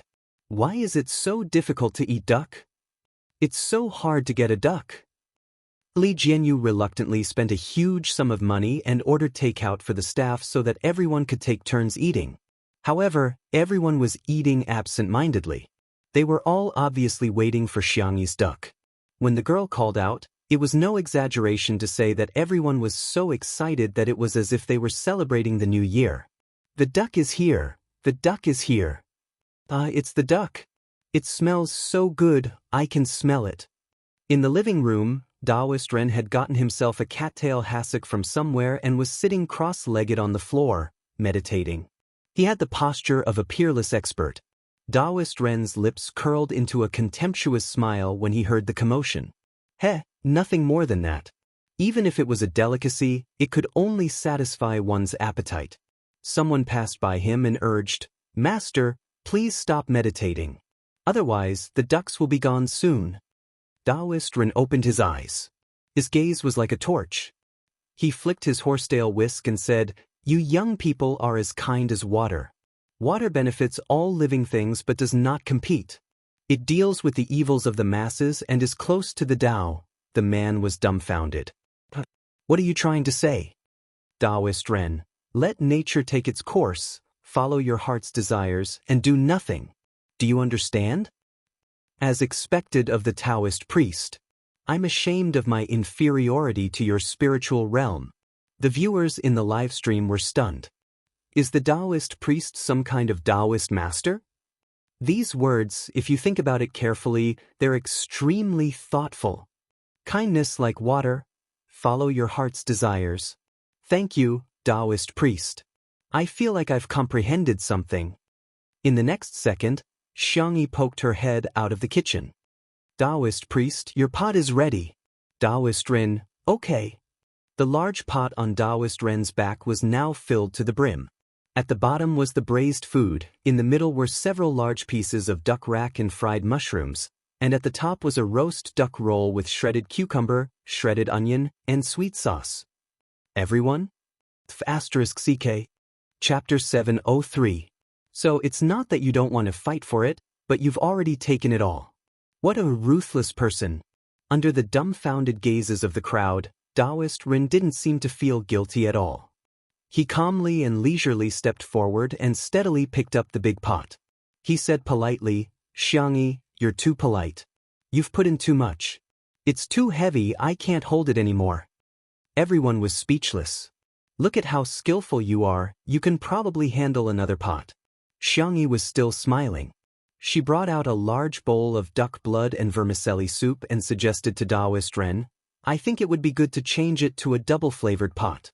It can also be filled with soup and porridge, so there's no need to worry about the flavors between the dishes." Taoist Ren's body trembled as if he had been enlightened. He stood on the spot and said, "It can actually be done like that." Everyone was speechless. "Taoist Ren, those who don't know better would think that you guys are discussing cultivation. Who would have thought that you guys are talking about carrying a pot? And Sister E, you're too indulgent. What double-flavored pot? If you want to carry a pot, you should at least carry 4 or 9 palaces." The dining table was filled with a sumptuous dinner. Yu's back was straight and his sitting posture was upright, like a gentleman's etiquette textbook. However, the little boy's eyes were already glued to the duck.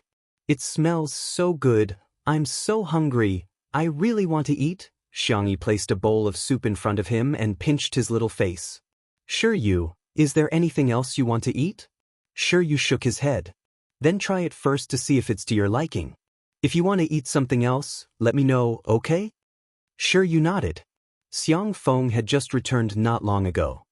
He leaned back in his chair in enjoyment and shook his legs as he smelled the aroma. "Little you eat more. Boys can only grow taller if they eat more. Only by climbing trees can they climb faster." The bullet screen of the live stream was filled with joy. "Mr. Xiang, don't lead the children astray." No, you've misunderstood Mr. Xiang. Climbing trees is an escape skill. Mr. Xiang is doing this for the children's future. Climbing trees is not just an escape skill. Didn't you see that Sister E used it as a combat skill?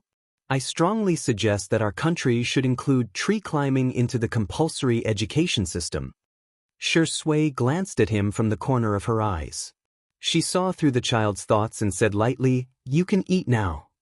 The food under Yu's table shook excitedly because of her words. He picked up his chopsticks, picked up a small piece of meat from the braised duck neck, and put it into his mouth. Boom! In an instant, the rich taste of sweet, spicy, fresh, fragrant, and numbing attacked the little Shota's tender taste buds. His black and white eyes were wide open, and he seemed to have forgotten to chew, not knowing what to do with it in his mouth. In this world, there was actually such delicious food? Sure, Yu's parents had a light palate and mainly ate vegetarian food. Sure, Yu rarely ate meat, let alone spicy food. Today's bite had opened the door to a whole new world for him. Xiangyi and Xiang Feng, one on the left and one on the right, served the little boy food and soup. Taking care of others was probably an instinct of the Xiang family. Spoiling their young was even more of an instinct. Thus, in a trance, Shi Yu experienced the feeling of happiness that was described in the cartoon. The uncle and nephew of the Xiang family even had a friendly discussion. Children are actually quite easy to take care of. Yeah, who said it's hard to take care of children? I've never met a child that's hard to take care of. The live stream audience. Please use this method on me. Chapter 704. The pop-up comments immediately turned into a large-scale family reunion. Daddy, sister, I'm the long-lost baby of your Xiang family. I'm the most difficult kid to take care of in the entire universe. Give me an address, I'll send myself to you right away. Don't you guys feel embarrassed calling me daddy all the time? Hey, don't you know that people need face and tree bark? Grandpa, take care of me.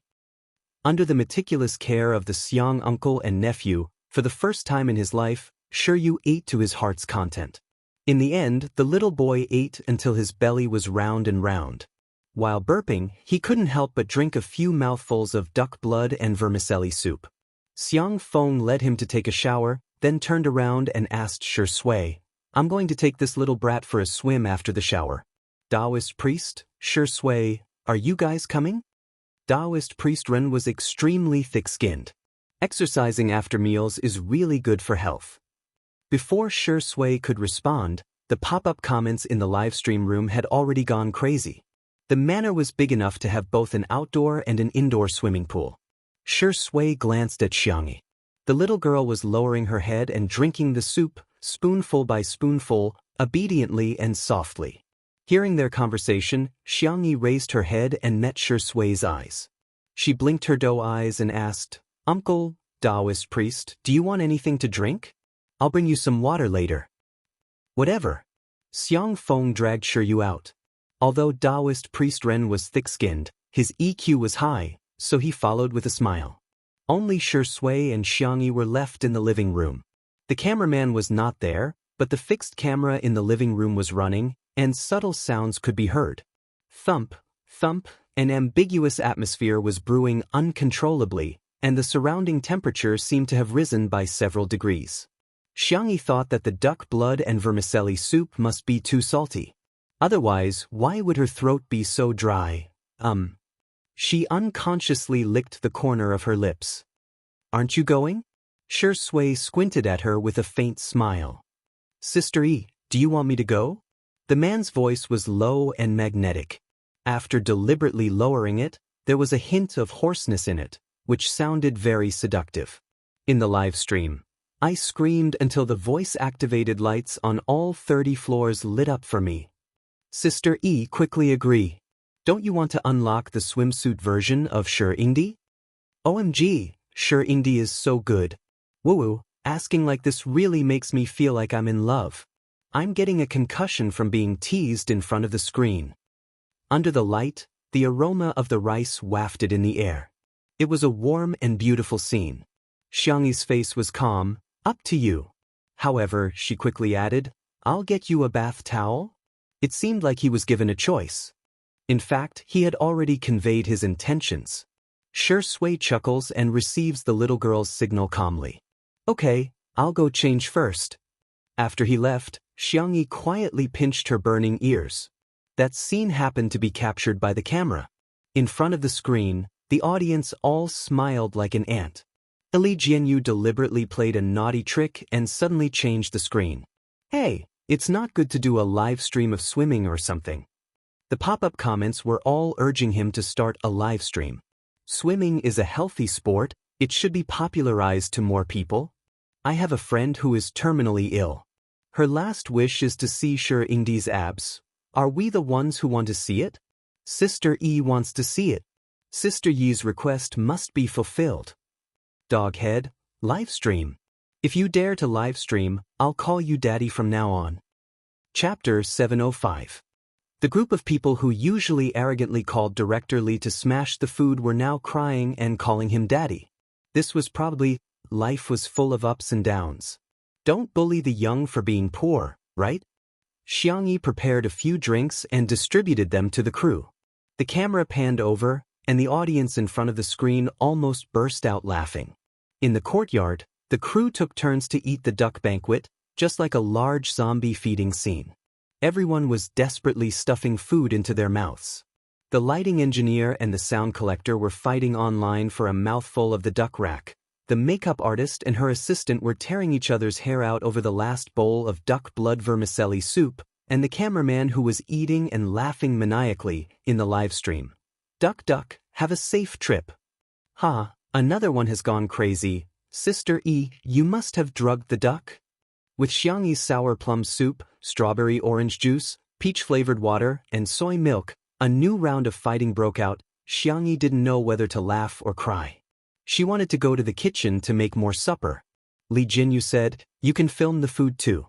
I'll get old Zhang to switch to the camera for the live stream." In the next second, Ruan Qing pushed Jianghu towards the swimming pool. Sister E, go give Shui and the others some water first. Many female audience members in front of the screen chuckled.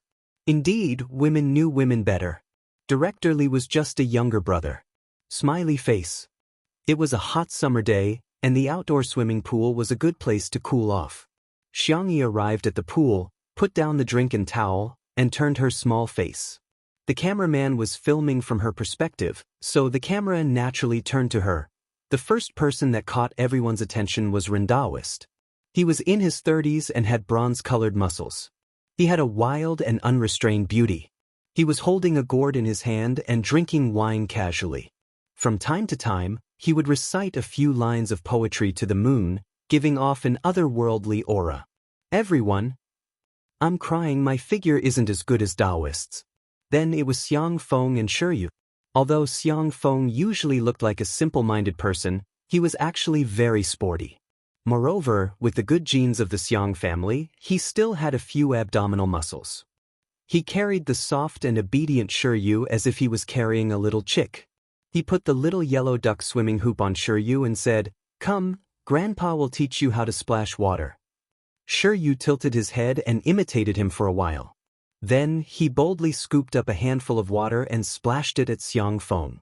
Xiang Feng chuckled. Not bad, not bad. You're a fast learner. But little Yu, Grandpa will now teach you what it means to be beaten up by society. Shiyu was speechless. The audience in the live stream room. Xiao Xiang is such a good man, why can't he be mute? The biggest weakness of the Xiang family's Feng Feng. Too bad he can talk? Help, I'm dying of laughter. Shiyu is still a baby. Why did he have to bully him like this? The child is dumbfounded. In the end, the camera lived up to everyone's expectations and fell on Shui. The man was only wearing a pair of tight black swimming trunks. His hair was all combed back, and his eyes were clean and clear.